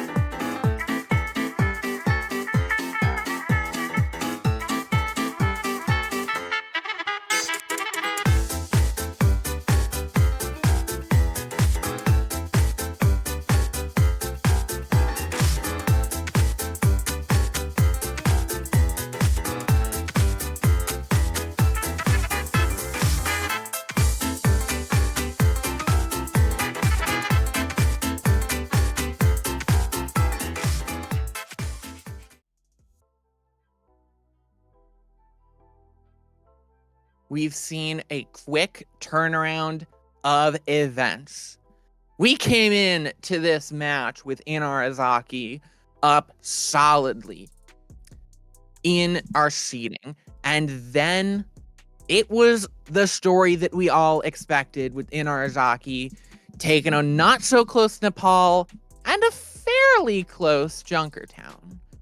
But we saw quite the change when we walked into New Junk City. Freddy Fazbear's Freshies taking us to that 5th flashpoint and turning around with some amazing DPS play and continuing the streak with a quick attack on Midtown to take us to the map 5, to take us to our final map of this game. Only one of these teams can move on. It is a fight to the death. It's a gladiatorial fight, and where else to have it? Finish it off than Coliseo. In 10 minutes, you'll know a winner for this game, no matter what. There's nothing that can be done here to stop us finding our winner. I promise you, it's a guarantee. In 10 minutes or less, you get in. It's like when you're ordering a pizza. This time, though, we are getting Overwatch victories. Inarizaki now really feels like they're on the back foot. The energy right now is solely in Freddy Fazbear's Freshies arena. They look strong. They look confident. Inarizaki has not had an answer thus far for them. I would not be surprised whatsoever to see this one go down to the wire. I think no matter what happens here, it's going to be tight. But I have a really hard time voting against Freddy Fazbear's Freshies right now. I have friends on Inarizaki's team. I've worked with these people before for years with some of them. But I really can't count against Freddy Fazbear's Freshies right now, especially with how good Freddy and Foxy have been playing. They are coming up clutch time and time again. Foxy is consistently in the backline. They have swept the legs out from under this Inarizaki squad. And as we go back into this one, they've still got this Junker Queen comp ready to go, looking clean, wanting to pressure out the backline for Inarizaki. It's going to be up, I really feel like, to Zach and Evie to try and take space, protect their backline, and look clean in this one. The longer they can take these fights, the more it looks good for Inarizaki here. Yeah, Inarizaki, they take these long fights and they're looking for that out sustain that we've been talking about since the start of this entire match. But the Freshies, they have thrived with early picks. So Inarizaki needs to get these clean engages. That's what's been stopping them so far, because Foxy is already in the backline, already seeming surrounded is Inarizaki. They push through. They found Ronin a bit out of place. The peel is there. Ronin might not be going down. Zach, though, the first to fall. Ronin suffering, having a lot of damage pumped into them, but Foxy's in the backline and is taking out the DPS. And Inarizaki cannot stand. It's a quick early fight win for the Freshies. They do lose Foxy, but with Hutch going down, that's the PL. It really looks like Zach struggling to play into the aggression of Freddy Fazbear's here. They're getting pushed really aggressively, and they're not able to find their sustain within it. One of the key things about this Inarizaki comp is everyone on it is supposed to be incredibly hard to kill, and they are. But time and time again, Ronin, Freddy, and Foxy are able to find Zach when it needs it most. And the moment Zach is gone, there's very little that's able to protect the backline of Inarizaki. As a result, Hutch and Saint have to start playing a lot safer. They're not able to help Evie as much, and the space starts collapsing around them. Yeah, Zach is that linchpin again, going low. Has to play so scared here, because they know there's a price on their head. There's the early Kitsune rush from the Freshies, pushing in aggressively. Immortality field thrown out. Aggressive play from Taco. Foxy is going to be the first to go down. Inarizaki have a chance to keep moving forward. And they take it. A lot of ults inside the Freshies, Loki. Lots of ults on their side, but keep in mind, May ult and that Annihilation Field are the two ones that matter most for this Inarizaki side, and they've got both of them, as well as this beat to try and counter on anything. This overclock, though, doesn't look like it's going to find much, as the positioning from Inarizaki, all they need to deal with it. Yeah, and now Aimjin coming back with the overclock of their own. Rampage goes through 2 of Inarizaki. Zach throws out the Blizzard onto the Freshies, lands onto 2. And that will be the first definitive fight we've seen for Inarizaki in 3 minutes. And that is why we love May Blizzard or hate it in this chat. I mean, it will win you fights time and time again. It is a great way to punish aggression. And once everyone from Freddy Fazbear's is grouped up, they've already used Beat, they've already used Suzu, they've already used Telly. There's nothing left on the table to save them from Blizzard. Zach notices that and is able to punish the aggression of Freddy Fazbear's. The question is going to be, can they do it in this next fight with only an Annihilation Field on their side? This neutral fight has been so good for Freddy Fazbear's throughout. Foxy with the blade. We've seen some big ones, and we need to see another one through. Jumping into the back line, getting a lot of the cleave, dashing through. Can they find Aimden? They find it. They find the dash reset. It's 3 for Foxy, and the Freshies roll through, stopping the bot right before checkpoint. Crucial there, Luke. Crucial. Low to neutrals. Like time and time again, low ults and neutrals is where Freddy Fazbear's live. I would love to see Inarizaki here start trying to squeeze their ults a little bit more, give themselves an ult advantage in more fights. Because whenever they have high ult, whenever they have big ult advantage, they do manage to find him. It's these low ultimate fights that get worrying, however, is it's just gone! Punch is gone, and the Freshies are gonna keep pushing forward with that Hypno ult. And that's just all they need. They got it. I think they're gonna get checkpoint. I can't really fight you on that one. It looks like they are. Keep in mind here, Inarizaki doesn't have checkpoint. They were stopped right beforehand, and this puts Freddy Fazbear's at a massive advantage. The cart's gonna hang out there for like 10 seconds. This gives Inarizaki a chance to regroup, but forward spawn now steadily in the hands of Freddy Fazbear's. They kick it off early with this overclock. Yeah, it's an interesting play. Can it find any of the picks it needs? It can't, and Fox is actually going to get taken out. Aimden now onto the Reaper swap. It's an interesting choice, but Aimden has not been getting a good part of that Sojourn duel. And really pressured out by Freddy. There's the boot, but can't throw those two off the edge. Aimden again, this damage is too much. But there's the pick onto Freddy. Eevee, though, gonna go down. The main tank, the only tank of Inarizaki, is gone. Ronin going to get taken out and traded. So, there you go. Inarizaki will finally get back control of the bot. They got a long way to go. Yeah, the point of this Reaper is to help the tank fight a little bit and add a little bit more peel onto the backline.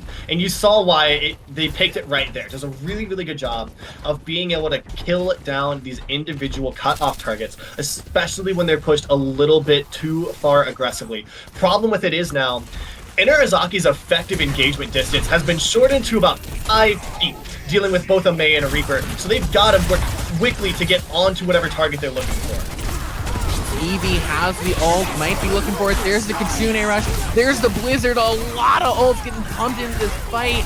Ronin's going to go down. They'll find that pick, but it's everything they had. That's 3 ults thrown in for Inarizaki, but they'll get checkpoint off of it. Wait, this is smart from Lucio. That's Taco. That's so much time that they could have been pushing, taken off the table. That could be the difference maker for Taco. Oh, makes it a little bit harder when you find yourself down. So if Freddy Fazbear's wants to contest this, they're going to be doing it down Lucio, which isn't the biggest thing in the world, but it comes really meaningful when you're trying to rush through. Saintex just knows exactly what happened. That's a big play there. Saintex, there's the blade. The Death Blossom from Aimden takes out 3. Keeps it going, catches Taco and Foxy. The blade can't save them, but Freddy, though, Freddy's still looking good, catches 2, but isn't enough to take the fight. Lead stolen for the Freshies. Inarizaki has a chance. Pushing on through. The longer this fight goes on, the longer these barriers get pushed, the more it becomes advantageous to have the advantage. Not just because time is ticking lower, but because it takes so much longer to push back to the other way. At this point, you're gonna have 2 fights before you even start making cart progress. You have to get so much for the freshies. They're gonna need some more miracles, but Ronin just gets thrown into Inarazaki's backline and cut down. Saintix, though, gonna get traded out. Hypno gone, and the freshies again going back to spawn, and the bot might even start pushing a little more. I mean, I love this switch here from Inarizaki. You're having issues keeping your backline alive, you're having issues with your sustain, fine, remove the backline. Just play Death Ball. What are they going to jump on here with a Genji? The answer is nothing. That's why Foxy's on Tracer now, and you're seeing how much of a harder time they're having finding that initial kill that they really need to make progress into this Inarizaki squad. Yeah, and Amadian is exactly that X factor that they need. It's really impressive. Like you said, playing Death Ball and just playing with a very short, effective range. The Tracer now coming out from Foxy. Moira as well on the support line. Foxy just getting chased away by the Reaper. So much damage put in so fast. Takes out Freddy, and Eevee and the rest of Inarizaki have put a stop to the freshies, so it seems. Yeah, with 1 minute left on the table, any push here from this point for Freddy Fazbear's is going to be in overtime, and they're gonna have to do it into 4 ultimates that are absolutely huge. 2 of them fight winning in their own right, as this cart continues to push closer and closer to the cap.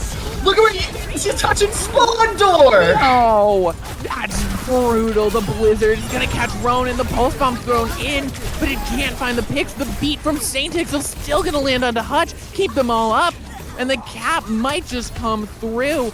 It's just the freshies taking the bot away for a little bit and getting some respawn.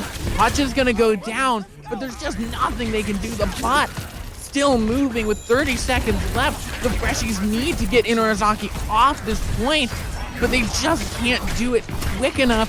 Hypno is going very low, has to play even further back than they would want. Can they find the pick onto Eevee? They do take down Eevee, and there's finally some opening, but the freshies need to run the entire course in overtime. Not only do they have to take what's most likely 2 fights in overtime to get the cart all the way back to that barrier, they're gonna have to win another 2 in overtime to get it to where Izanaki pushed it. One of those fights crossing bridge, and then the last one getting into Izanaki's spawn. Probably the 2 hardest fights you can take and push are the fights that this team has to take in overtime. There's the opening. There's the opening pick. It's a huge one onto Zac. It's the opportunity for the freshies. The rampage goes through. They weather the storm of Eevee's ult. Amadian has the Death Blossom but doesn't use it, keeping it for this next fight. They know they just need to win the one. Alright. I mean, really, neither team looking super secure there. 2 ults left on the table for both of them, a DPS and a support. I'm not going to lie to you, though. If I had to choose a DPS ult to have on my side, it is Death Blossom over Pulse every single day of the week. There's not a good Pulse target on the entire Izanaki side. This is an interesting ult here, pushing through the Death Blossom onto the Kitsune Rush, and Ronin can't survive through the damage. There's no centerpiece for the freshies. Can they win without it? They've already lost Foxy. They're down 2. They need 1 more. The beat is only landing onto Taco, and it'll only serve to prolong the inevitable for the freshies. They tried so hard. They always come back, but they can't finish it off. They can't succeed. And Inarizaki will win that fight, just barely taking it. Map 5. It's Inarizaki pushing through the freshies with an incredible fight, not finishing off in the end. And it finishes the same. Fox is so good. That's so insane. But it finishes the same way that we've seen so many of Freddy Fazbear's fights finishing. We saw on many, many occasions they wanted to take these fights aggressive. They wanted to switch up the pacing on these fights. They wanted to try and take a fight before they thought Inarizaki would be ready for it. Every single time they tried, Izanaki was ready for it. That time they throw out the Coalescence, they use the Death Blossom to counter out the aggression. There's not a single pulse target on that entire team. As a result, it flies into nothing. That Kiri Gate gets completely counteracted by an amazing Death Blossom by Amenadine, and just like that, Freddy Fazbear is going to be sent home. Inazaki gets to move on to the next round. I don't want to say in convincing fashion, but I want to say in solid fashion. Looking incredibly adapting there, being able to bend but not break, and being able to counteract the rolling tide of momentum that Freddy Fazbear was bringing to the table. There's not much more you could want from a team on a macro perspective, and on a macro perspective, Izanagi won this game. Yeah, on a macro perspective, Inarizaki did so incredibly well. There's no other word for it. Just that macro that you were talking about, the ultra rotations, and the adaptations as well. The switch to say they are thriving on separating us and dividing us, and going to the Death Ball, going to the Reaper, and the Moira especially, saying, you really like diving onto our Baptiste and really explaining the fact we have no peel? Okay, here's some peel, and here's a way more mobile support comp to mean that we can run around as this little ball of death, and as soon as you try to approach, you just get 8,000 DPS pumped right into your tank's face. And the best tanks in the world couldn't survive that. The Freshies, I mean, an incredibly fought game. Incredibly hard fought. We thought this was going to be over after after that last third map. We thought it was over, but they kept it so close, came back so far. But we're going to take a bit of a longer break. So when we come back, we're going to jump to a different game entirely. So don't go anywhere. Maybe get yourself some water. Maybe do go somewhere. Get yourself a little drink. Get yourself some refreshments. But stay near, because we have some more Overwatch action. And if it's anything like this one, you won't want to miss a moment of it. So we'll see you in a few minutes.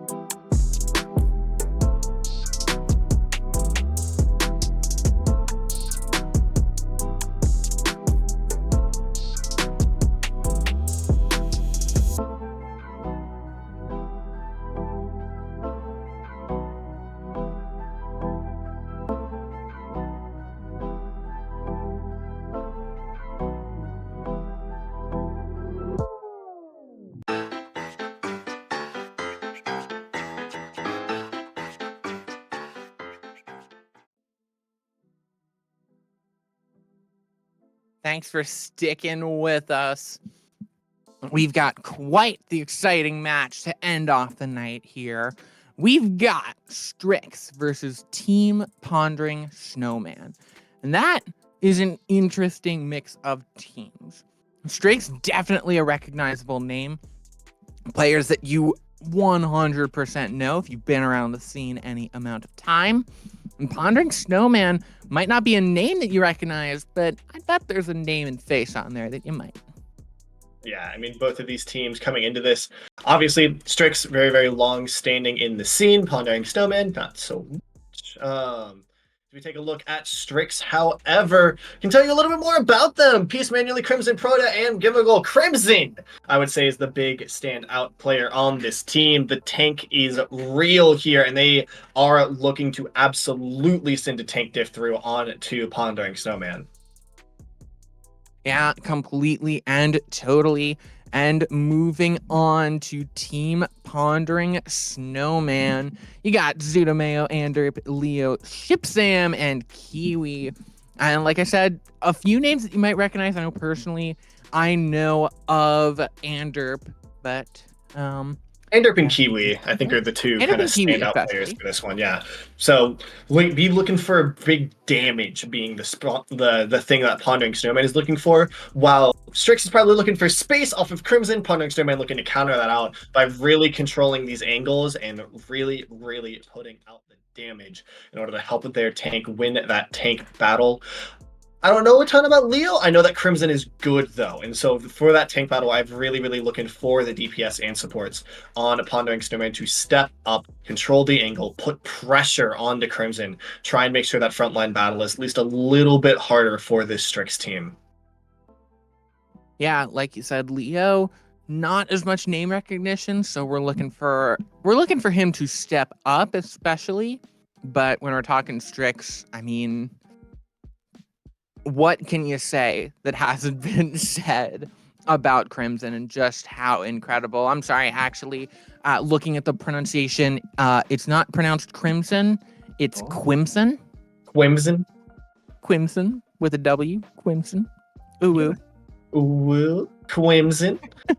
Oh, God. Terrible. As we go into this one, though, we are going to be heading straight back to Nepal. So if you like Icy Snow Time, we've got the map for you. We're going to start us off on Nepal. Rest of the lineup is for there. It is straight loser pick throughout, winner pick side, so don't worry about that too terribly much. There is no, so I really, really like Nepal. I think it gives us a wide variety of maps to go on for different things to see. We saw last time, sometimes that's a big indication of what the rest of the match is going to be. Sometimes it's a little bit more wishy-washy. You really don't know what to expect just off of seeing Nepal. But it does give us a preview of how different comps want to be played in different scenarios. There's that village incredibly strong for brawl. There's times on Nepal where you can play a little bit more dive, and as we start off here on village, I would expect to see a lot more brawl from these teams. Obviously, the meta right now leans a lot more towards Ramatra with dive on dive-centric maps. So maybe some dive later, probably not here. Maybe some Sigma later, probably not here. I would expect to see either JQ or Ramatra come out for this one.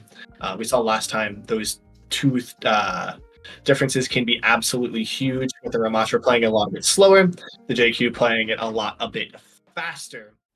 And as we take our first look at these teams, we are going to be seeing the Ramatra versus JQ. So look for this JQ team to be really, really playing the sustain. They want to take these fights long. They want to force, Strix into a bad position. Meanwhile, Strix, with this Crimson-led JQ comp, wants to rush into the backline. They want to find Kiwi as fast as possible, and they want to send them back to spawn. The faster these fights go, the better they are for Strix. The slower, the better they are for Snowman. Yeah, and we've seen this face-off go both ways, at least in our first match. So this is not an automatic win for either of these teams, especially when you got that Genji going in onto the back line. Leo gonna take down the Lucio, get it traded out. So now this Junker Queen Crimson gonna have a bit of reign of the place. Peace, though, going to go down. Can't find the picks. Bro thinks he's Foxy. Can't find those picks in the end. Strix over on the advantage, gonna get Zuna Mayo, and it looks like that'll be all they need manually. A few picks of their own. Yeah, and that's exactly what we're wanting to see, that aggression being rewarded here for this Strix team. Already, Ponder and Snowman having to go back to spawn, and the ult charge on that side not looking great. You don't usually want your Ramatra to have more than 30% after one fight. Sadly, for Pondering Snowman, his tank is actually the lowest on the board at the moment on either side. Ooh, Pondering Snowman nearly losing their Lucio, but will lose Kiwi, and Crimson and the rest of Strix are just going to collapse on top of them. That's exactly what this JQ composition wants to do, those early picks and that quick rush. Just like that, they're back in it. I mean, the one thing that you really want to be worried about if you are playing the JQ comp like this is at the end of the day, you're going to have to be taking a lot of fights. We're 2 fights in, only about 50% on the board. And we're probably going to see that same pace keep up because when Strix wins these fights, they're going to be getting these kills quick. Yeah, and already Leo's struggling, has to pop Nemesis form basically just to sustain himself. Oh, that axe could have been deadly. Leo, though, going to find that first opening pick. The ults are there for Pondering Snowman, Crimson, especially with the Rampage. There's the Kitsune Rush combined with manually. Gonna find the first pick onto Kiwi. The beat's gonna go out. Point flip, Strix. That's a great wall to keep Strix away. Blizzard onto the point. There's follow-up enough onto Crimson, but Anderp just can't seal the deal enough. Yeah, and we're going to see a little bit of progress for Snowman, but not too terribly much. And you saw there how the sustain of Snowman can work. They sent an engagement, they got a lot of resources out from Crimson, they stayed steady, and that led them to getting first pick. Problem is, their ult disadvantage was so large at that point. They had to use Beat to counter out Overclock, but there's 2 other ults on the table that you really want to have Beat for in that moment. They don't able to. One of them isn't able to hit, but the follow-up is there, and just like that, Peace is cleaving through this team! Blade Beat, it's 3 for pace. They use Annihilation. Leo uses Annihilation to zone off the point, but it's just going to be a stagger. Everyone correctly zones away from the ult, lets those 3 seconds pass, and Strix takes that first round. Yeah, Pondering Snowman does not have an answer at the moment. Not for the aggression, not for the ult economy. Strix is able to build up their ult so incredibly well by how cleanly they're getting these kills, how quickly they're doing them. They're not taking long fights. This means nobody on Snowman is able to work up their ults time and time again. Meanwhile, Strix is winning their fights really, really efficiently while staying alive. This charges up the ults more and more and more. More damage is getting done, and just like that, the ult economy continues to go their way. And as much as Kiwi wants to try and fix, you know, a Blade or an Overclock or a Junker Queen ult with their MO at the end of the day, you really want to beat for all 3 of those. And so at the end of the day, it really is just looking like Strix has the better understanding of their comp at the moment. Yeah, and they've been playing it to perfection with that good understanding. Even when it seems like they might be at a slight disadvantage, they're able to get some really good stuff. Shipsam going down isn't good. It's traded out for manually. They're looking even for the 4. Wall comes up and Ander barely on the right side of it. There's the aggression from Strix, looking for those early picks again. These long drawn-out fights, not great for the JQ comp. Kiwi's Immortality is going to go down. Peace putting pressure onto the point, forcing the rotation from Snowman into so much with the E from manually. Chemical barely stays alive, but stays alive they do. Zero Mayo a little bit struggling there. Leo going to go down, and there's the opening they need. Proto though going down. Can Pondering Snowman find the sustain? They can't, so they will be sent back to this point. The DPS from Strix do such a good job of committing aggressively and then not dying. Like, they're able to push in so terribly hard, take so much attention, put so much pressure on Snowman, and then just hang out in that area without taking too many resources from the rest of Strix. And so while everyone's focused on the Genji that just dived in their backline, Crimson, Manually, and Protar are able to engage super hard with Gimbal pushing along with speed to find the kills they need. Yeah, and that's been their bread and butter. Now Pondering Snowman switching onto this JQ comp. One has to wonder if it's going to be enough, especially with the ult loss that is associated with such a big comp switch. Will they be able to overcome Ander, the only one close to those ship Sam? Those two ults are going to be big for the Snowman to get themselves a chance to build up, but Leo goes down. He's with the blades ready to slice and dice through. Won't even need to get one kill, but they'll get one anyway. And clear through the rest of the Snowman. And that might be all she wrote. Snowman only with 20 seconds to touch. It's going to take him probably 10 to regroup. And meanwhile, every single person on Strix other than that Genji, locked, loaded, ready to go. You can see Crimson here positioning for the cheeky JQ ult, and you're about to see in just a moment here. Oh, it's the Kitsune Rush first. There's the beat, everything out from Strix. They are winning this fight, so help them everything. They're going to get that one victory. There's the Kitsune Rush Manually, not going to win out against the Kiriko, but he's just going to dash right through. And the overwhelming number of ults means that Crimson just uses that ult to reposition onto the point and get Strix the map 1 dub. Without much, mistakes whatsoever, Team Pondering Snowman barely able to cap the point, much less really set up a presence on it. Strix absolutely rolling through Nepal, and there's not much bad that you can say about them right now. That aggression is so unmatched that they forced Pondering Snowman onto a JQ comp that I don't think they were ready to switch onto. As a result, they weren't able to respond to that aggression. They weren't able to respond to that pace. We were really looking for the DPS and support line to step up, keep Crimson off of the back line. No chance, however, that those Strix's DPS just far too competent to allow their angles to be lost, to keep, to allow themselves to be kept off of the back line, to allow themselves to not get them kills. And just like that, Strix is looking clean, as we are going to go to Shambali Monastery for our escort map on this one. I like this. If you really want to slow it down and try to play this high ground a lot better, Shambali is the place to go.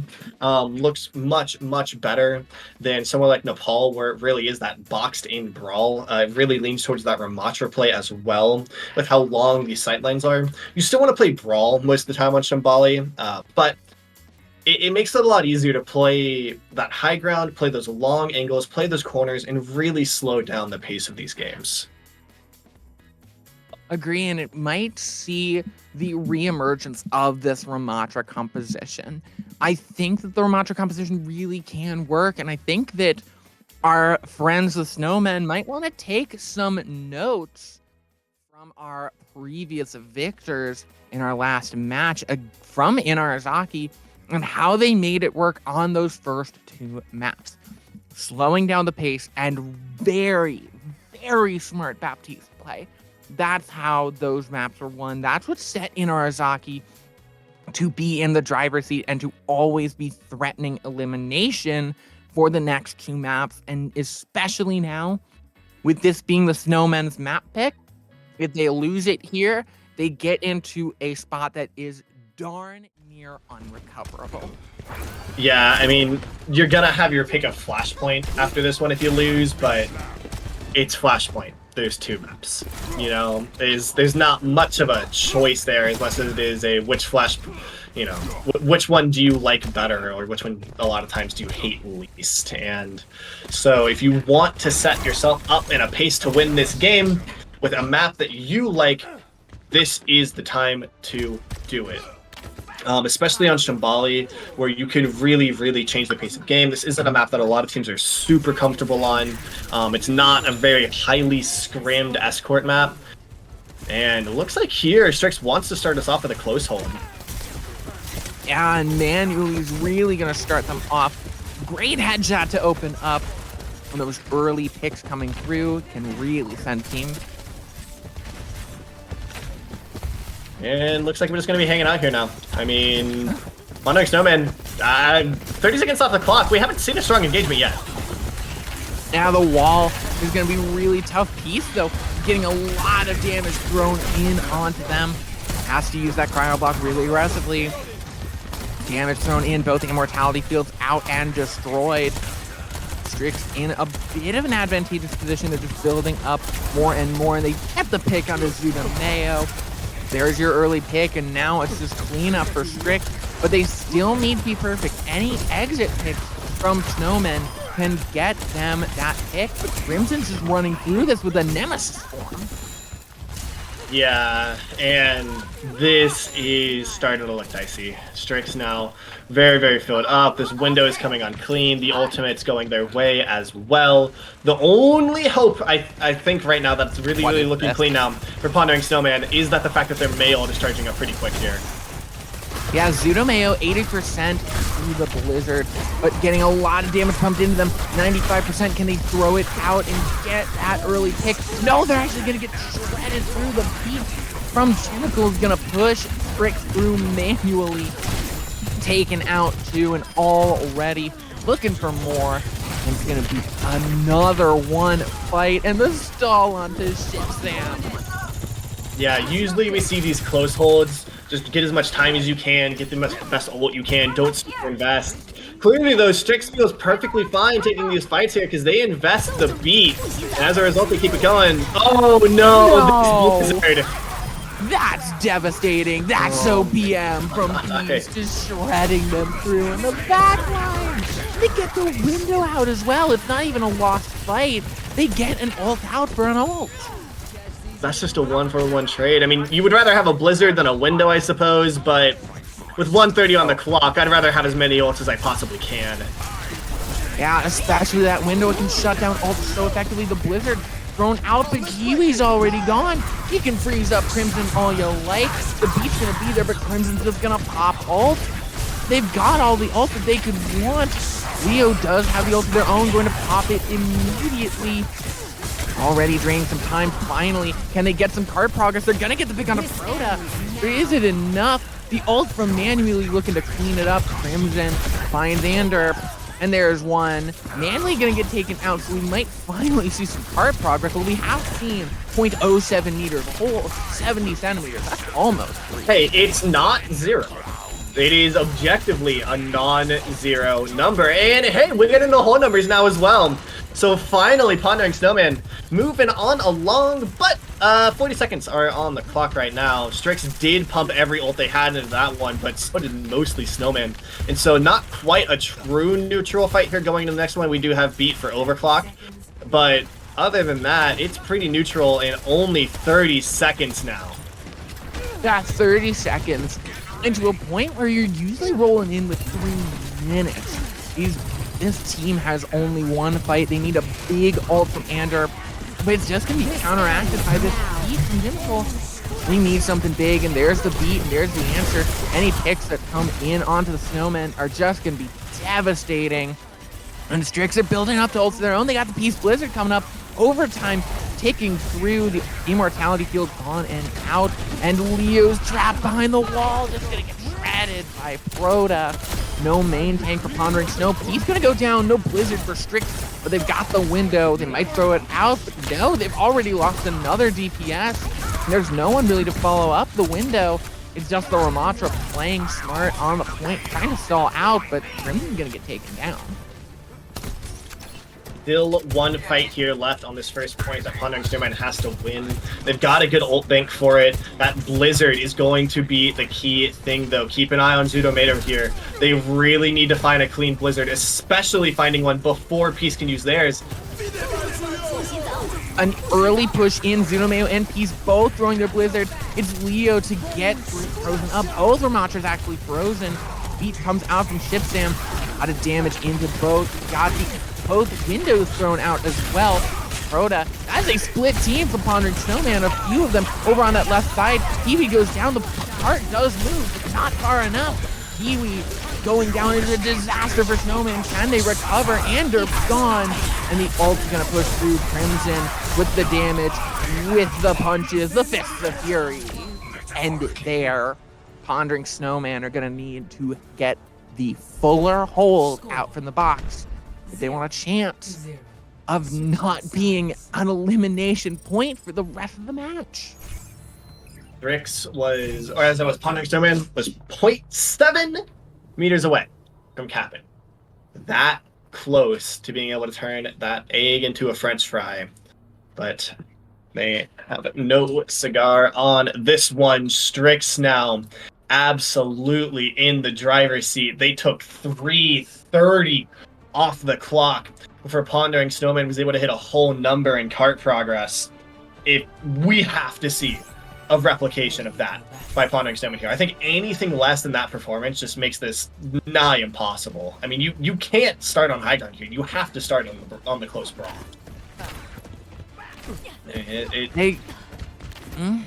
Yeah. Like, I mean, we're seeing mirrors come out, and so it's not off the table. But I mean, Pondering Snowman didn't look like they had an answer, especially didn't look like they had an answer to Peace. Peace was running over Pondering Snowman to start us off. Yeah, Peace was running over Pondering Snowman for the entire time, and that's exactly what they're going to be doing. There's a lot riding on this map right now. Leo and the rest of Pondering Snowman need a great close hold if they want the chance at the fuller hold as the doors open. 4 minutes stand between Strix and match point. Pondering Snowman trying to stave off elimination point. It's a lot of pressure. Anderp on this long sightline. It's an interesting play. We saw Manly playing up a lot more aggressive. It's a really aggressive brawl. Kiwi, that Immortality going out first, but it's Leo and Zudo going down. Crimson just running through the Snowman. I mean, the easiest way to see the deficit in this game is to look at how much damage Crimson is taking versus look at how much damage Leo is taking. Crimson very, very rarely falls low in health, and when they do, it's because they have to stay on a certain point to hold the objective. Meanwhile, Leo is just getting so much damage in, and they're not able to close that deficit. Yeah, and you can see that reflected in the Baptiste ult. Kiwi is almost half of Proto's Baptiste ult, and that's because their tank is taking so much damage and is getting healed up. Forces Leo getting taken down early. Strix coming up to that window that's so influential, ultimate, especially in these early games. Getting that window first can be a fight winner. When you're talking about low ult situations, Crota has it, looking to use it over on this off angle, going up to a slight high ground. Crimson just going in so aggressive. Leo goes low. Kiwi gonna be the first to pop window. They're going to hold off Strix, just waiting, charging up ult since they know they have the time here. So they're going to take it, but they lose Jimical Loki. Yeah, and they're reacting to this pretty appropriately. When you have this big of an advantage, just press the S key, pull out, get safe, conserve your ults. And as a result, they're going to be coming into this one with 5 ults on the table. So long as Jimical can get, that healing aura working pretty quickly now. Meanwhile, I mean, both of these teams, really high ult situations, but so far Strix has looked cleaner in those. Early blizzard from both. Leo gonna be the only one frozen up. Chipsam is well frozen. It's a double kill for Peace. Crimson just gonna run through, and that is gonna be all she wrote for the Shambali Monastery. Pondering Snowmen are on elimination point. It's 2-0, and they are backs against the wall. The worst part about that wasn't a bad defense. 130 cap on first point Shambali isn't bad at all for the defensive team. That's pretty in line with what you're looking for there. It just doesn't matter because of this close hold. Battering in time and time again, looking incredibly clean, no errors. I mean, it seriously takes 3 minutes and 30 seconds for Snowman to find any sort of advantage there. You would think taking up into the cold where there's snow, they might have some home field advantage. No. Strix ready to take that one and keep it running. And as we go into our next Flashpoint map, you gotta wonder how Stillman finds their way out of this one, because this isn't a, oh, we're just losing on the healing, or oh, we're just losing on the damage. This is a team-wide pacing and angles issue. The space that Strix is having, so much more beneficial. The way that their tank's mitigation is allowing their supports to just do so much more damage is hugely beneficial. The way that, their tank's staying alive longer than Leo is so much of the time, allowing their support to continue to build up that ultimate charge time and time again, is just so incredibly beneficial for this Strix team. And Pondering Snowman doesn't seem like they super have an answer right now. I mean, they look a lot better on that defense, but without a concrete way to fight their way back in, they need a moment. And we're going to give them that moment to try and figure it out before we go into this Flashpoint map. We're going to go on a short break. Don't go anywhere. We'll be right back with the map 3 of this matchup.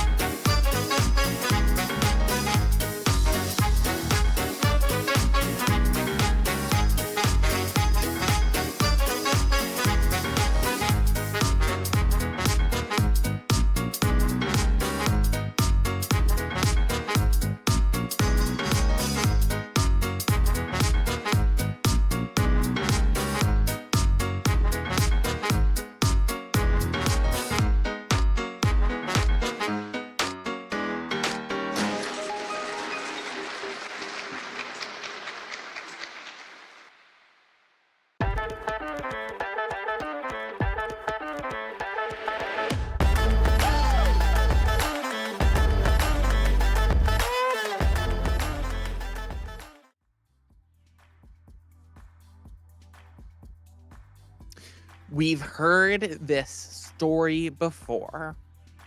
The name brand team, the team that we all know of, up to a 2-0 lead against the scrappy team, full of some names that we might recognize, but the name of the team itself is just a couple of friends getting together. Do we think, Loki, that we're going to see the same story again? Do we think that history is going to repeat itself? Can Pondering Snowman pull out a reversal? Because they're going to need a big one. Can they channel Freddy Fazbear and really come in? Can they get the power of the freshies and push through to try and get a reverse sweep? Because that's what they need to stave off elimination. Yeah, I mean, in no uncertain terms, they've got to change a lot, and they got to change it quick. We had 3 minutes for them to talk about it, try and make those adjustments. Hoping that they do. Last game, we saw the same thing. Team that is stacked. We know the players. We know their history. They've been together for a minute, and they've performed during that time against, again, kind of a pickup team we haven't seen a whole lot before. They've even got the funny names going on. And it was a lot closer during those first 2 games, but game 3, they won Flashpoint, able to win the next map, able to win after that, keep that moving on, even stealing a map pick from the enemy team. So there is precedent for it. The difference is Snowman has not looked as close as Freddy Fazbear did during this first two maps. We needed to see Freddy Fazbear execute on the plans and the plays that they were making. They just weren't quite able to execute it on. Right now, Snowman doesn't seem to have, a plan they want to execute. The path to victory at the moment has to be through the DPS and support line, and they're not winning on the DPS and support line right now. Our map is going to be Saravasa, so a little bit of a switch up from what we saw last time. Last time we had Junk to Junk. This time we have Saravasa to we have Shambali to Saravasa, so we're sending it a little bit north of where we were last. We took it in Australia this time. We're taking it more into the Asia area. Maybe that's what snowmen need to see something clean here. If I was a snowman, I wouldn't want to go to Australia, so I can't really blame them for that pick. And I personally like Saravasa. I think Saravasa is a really close, competitive, tight brawl map that encourages a little bit more sustain to New Junk City's aggression. There's a lot more opportunities here to take long, drawn-out fights that I don't know if that'd be beneficial for Snowmen, but it does give their DPS more time to try and find an entry into Strix while having a safe place to retreat to. It allows for a lot more experimentation than we would see on New Junk City. New Junk City rewards straight up aggression, quick fights going on through. Saravasa is a little bit slower than that. Granted, it's Flashpoint. Everything is fast. Everything is quick. Everything is pushed, pedal to the metal. So it is still going to be faster, but I feel like it's the better pick here for Snowman than New Junk City. Both teams running, the Flashpoint comp. It's the JQ comp. We've run it time and time again, so it is just going to be down purely to execution here as we roll into this first point. It's down to the macro, and it's down to the wire. 14 Pondering Snowmen looking to stave off that elimination, get that turnaround. They need to do it on that first Flashpoint. These Sojourns and Derpin manually, both squaring off, looking for that crucial little headshot to open this game up, especially considering how difficult it is to push on to this point, as Leo taking a lot of damage. Crimson, though, sustaining there. Crimson going to get taken down. Kiwi finding that crucial headshot that we were talking about, and that's going to open things up incredibly well to seal it. Pondering Snowmen find the win. And realistically, that's their first solid entry fight win that we've seen. That's been on the neutral low ultimate fight. So Strix now has to come back and play at a disadvantage for the first time all night. If Pondering Snowman wins this next fight, they will be in the driver's seat, able to pace this game how they want it. The most important thing to be looking at right now, Kiwi already 80% to that rush. They're going to be the first ult in this match by a long shot. Completely and totally. And that can get a snowball rolling. You can't get it rolling when you lose a Enderp like that. And Kiwi is just struggling. Gonna get taken out. An aggressive push will not help them succeed. They'll get very, very high. They might even get close to 99 on the Flashpoint, but it's going to be a bit of a struggle. Yeah, a bit of a struggle indeed. Only one fight that they need to win. I like that they didn't commit Kiwi's ult there. They saw that the fight wasn't going their way, able to hold it in the back pocket. Now, though, we're about almost to seeing 10 ults on the table. If this fight goes long, we very well could. The lowest ult, 70% on Sojourn. Someone who can charge that up real quick.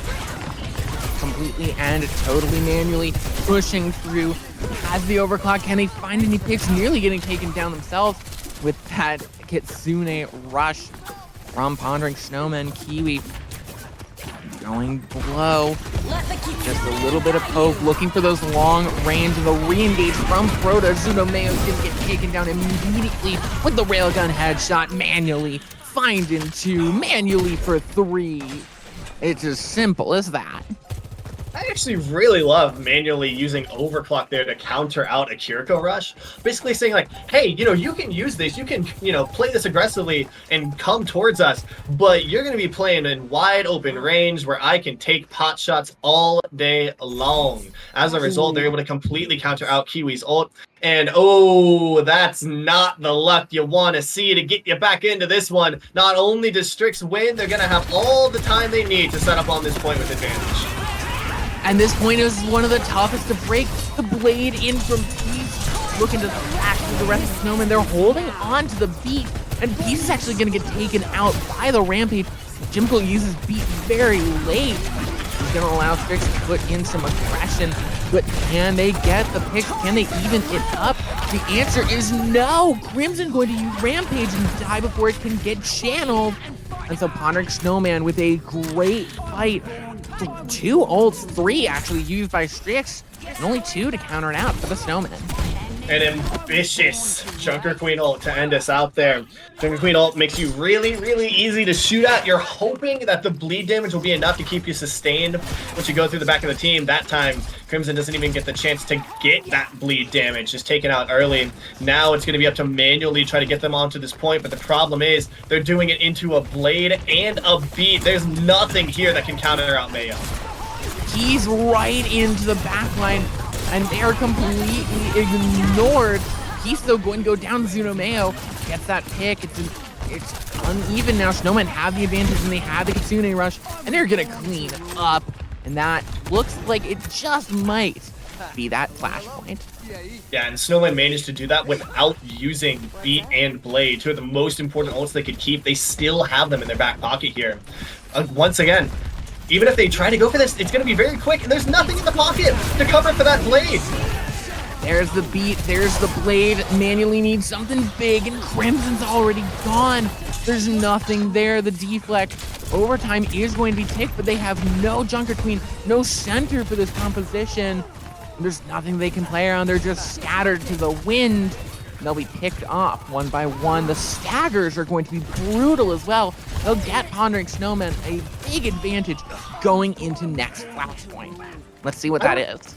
I don't hate going for that one. I do hate the ult commit there from manually. I think you could have gotten out, Beat or Blade there, just by pushing W. Take the dry fight.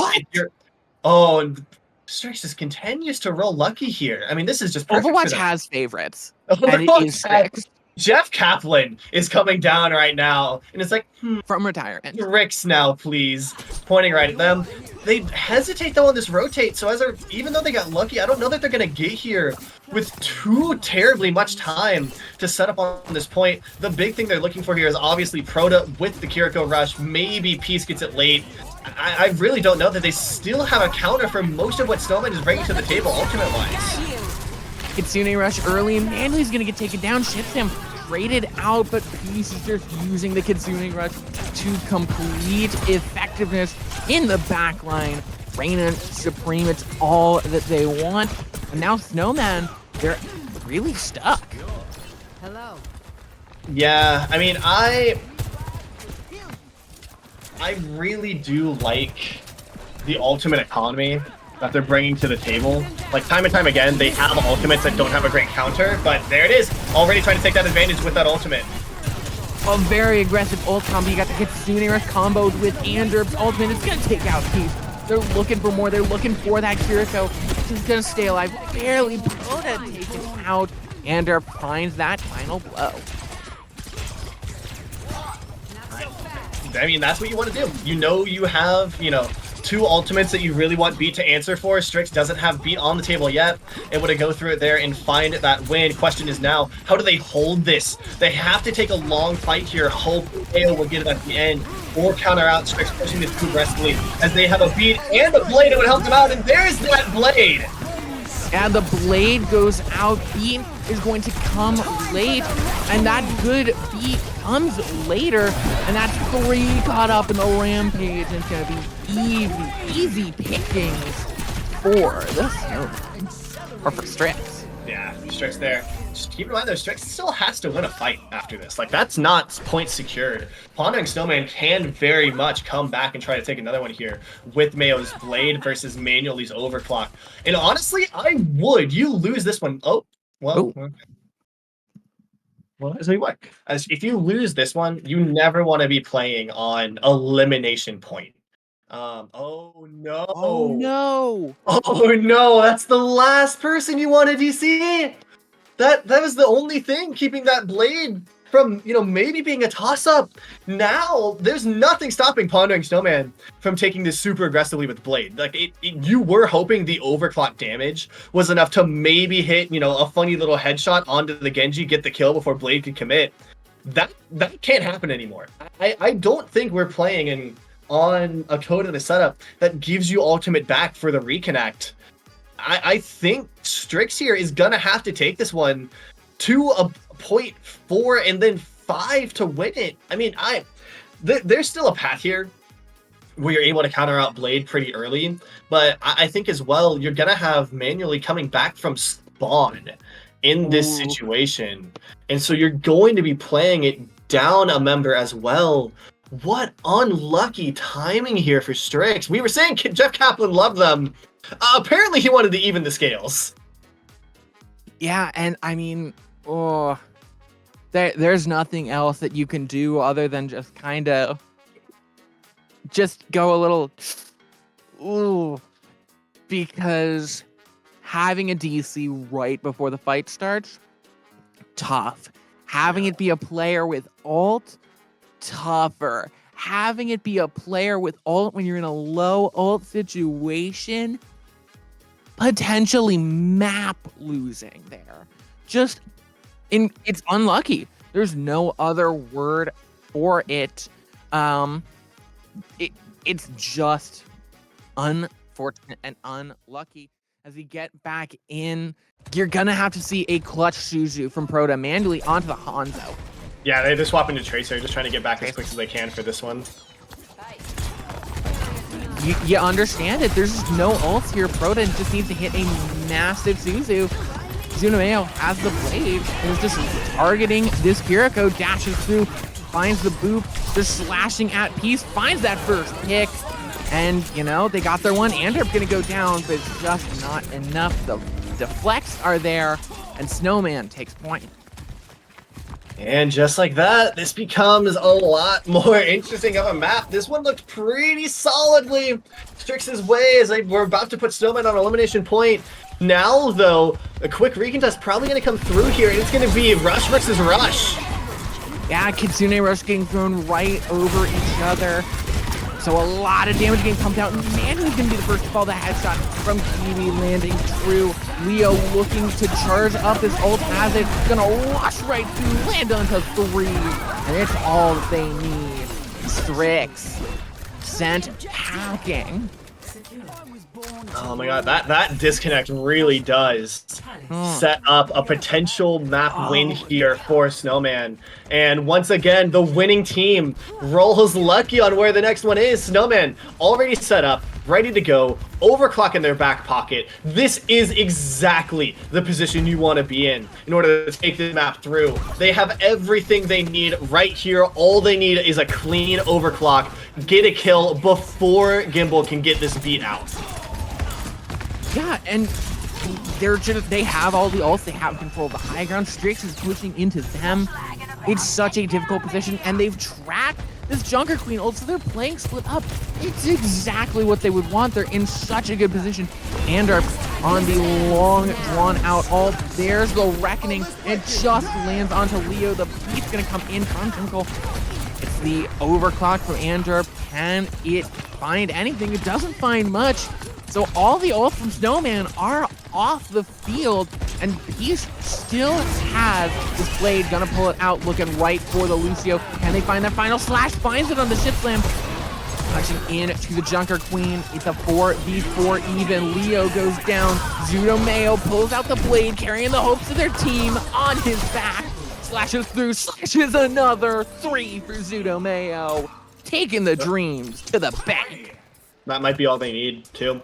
Like, we're going to see Strix come back with Rush, but at the end of the day, they're going to be stuck on this point in an overtime situation. We saw, you know, before that can be a thing. It happens occasionally, but 90% of the time, overtime does not go the way of the team trying to touch. It's so incredibly hard to win fights while your positioning is constrained. Early Kitsune from Crota. It's going to be Kiwi answering a bit later, but Anderp can't benefit from it. And that's the main person you want in that Kitsune rush is your Sojourn. Now down 1R, the Snowman dashing through that Genji. A lot of damage onto Zudomeo. Leo goes low. Can the Snowman find something to even them up? Charging up and waiting, but Zudomeo goes down. And both DPS being taken out. Leo bursts down. And the overtime will go the way of Strix, but it's in such a difficult situation now. Talk about Overwatch is a game of inches, game of seconds. Strix wins that one because their percentage to Kiriko Rush was 3% higher. And Kiwi couldn't find the damage or the healing they needed to finish out their ult for like another 3 or 4 seconds. Just like that, Strix back in the position where they need to be. All the 3 important ults as well as be almost on the table. And this overclock, they've changed up the pace. They want to take this fight right now. Yeah, that's a good early overclock, but it doesn't find the picks they want. It just puts more damage into the ults of the supports. And now the Snowmen, they're coming in with a really big ult. They're coming in with a JQ rush. And even if the beat counters it out, the Blade's coming next. And Shipsam, there's only 1 beat, but Brooke is already gone. Ander found the crucial pick. They don't even need any ults. There comes the rush. I think it lands onto no one. It lands onto Crimson, but it's almost no one there. It's just the tank.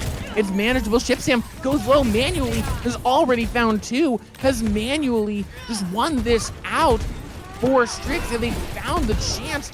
Leo just dueling Crimson on the point. Crimson staying alive, has to get the stagger. Gets the damage onto Leo. Leo going low. The beat from Shipsam is out. Manually goes down at the Kitsune rush. The Blade from Zudomeo dashing through. Finds the pick on the Kiwi. It's Peace's Blade to find the pick on the Kiwi. Somehow coming out with a pick over Zudomeo through the Kitsune rush. The overtime nearly burned down. Zudomeo gone. Peace dashing through. Finds the picks. Finds the hopes. And somehow, some way, with all of those ults in the bank, Strix is still alive.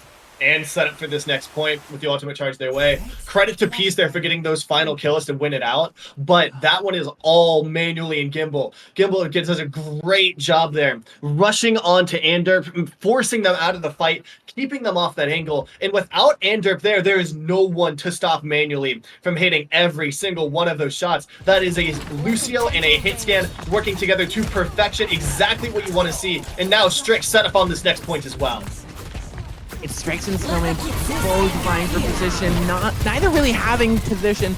Ander trying to use that overclock to zone away from the Kitsune rush. He's going to be the first to fall. Shipsam very low, but stays alive. That's what you need from your Lucio. Peace going low, finds that pick. Crota very barely alive. That Kiriko going down would have been disaster for Strix, but Snowman still there. There's the rush coming through.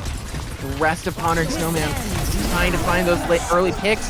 There's the manually rushing through. Everyone caught up in the rush from Leo. So now Pondering Snowman find the pick on the Peace, and they've got the picks. They got the damage. Yeah, 1 fight left for either of these teams, make or break it. If Strix wins this one, they have the point and a new lease on life. Pondering Snowman does, they have a new lease on life as they manage to get through and avoid the 3-0 with the chance for a reverse sweep. Crimson, though, has this ult in their back pocket. Both Genjis ready to go for a blade, but there's the early Kiriko ult. Early Kitsune rush is going to bring out a bit of kiting from Strix, sealing this as last fight if Snowmen win it. It's a big ult to invest to just be a bit of zoning. Shipsam waiting, has the beat, but Anderp's already gone. Kitsune rush is there, and Shipsam just waiting for a rush that might never come, the rampage that might not ever be there, and it's a cleanup from Strix. Big ults invested, but a big fight won. I love Crimson posturing there with their rampage. Just being like, hey, you know, use beat, use it. The moment you do, I'm coming on through you. They never use it. And as a result, they push Snowman off of this point and they keep it for this next fight. Now Shipsam is caught between a rock and a hard place. Do you want to beat this Blade or do you want to beat Crimson's rampage? You've got to decide one of them. Which one is it going to be? They have to they have to try and either play a little split or just wait for this Blade. The Blade comes out and Shipsam immediately responds with the beat. There's just too many people there, and they can't lose. Zudomeo has that Blade, but it's just a huge rampage. Zudo and Andrew the first to fall, and the Snowmen had such an opportunity, such a chance, such luck. And Leo going off the map, it might just be all over. I mean, this quick reset, I don't know if it's going to be quick enough. 15%. I don't think so. They've got Zumeo on this flank on Tracer. They've got less than 5 seconds to find a touch. 3, 2, they're on the point. Recall is there. Overtime is triggered, but manually has this overclock. Both Sojourns have overclock in this bank ready to go, but Shipsam's already dead. So is Andrew. Goes down manually finds the pick onto the ulting Andrew, and that's it. That seals the deal. Strix. Team Pondering Snowmen might have been trying to keep things cool, but Strix was there, and they were bringing the heat. Everything that Snowman needed was there in this game. Every single thing. When it looked like all hope was lost, the Sojourn ult that could have won the game was gone.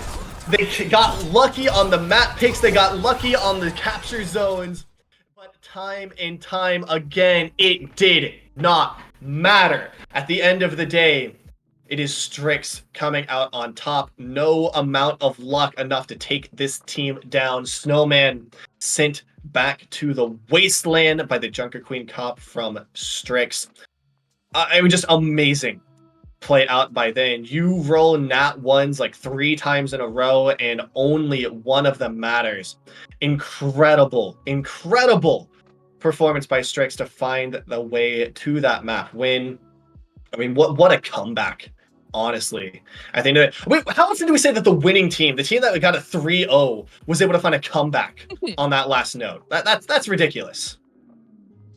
It really was. And we saw not only from Strix that they have the ability to dominate, because they do.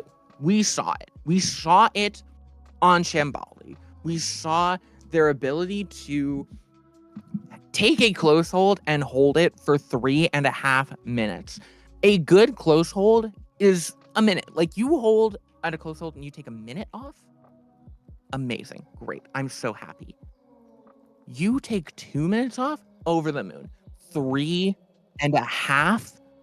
Truly and honestly insane from these players.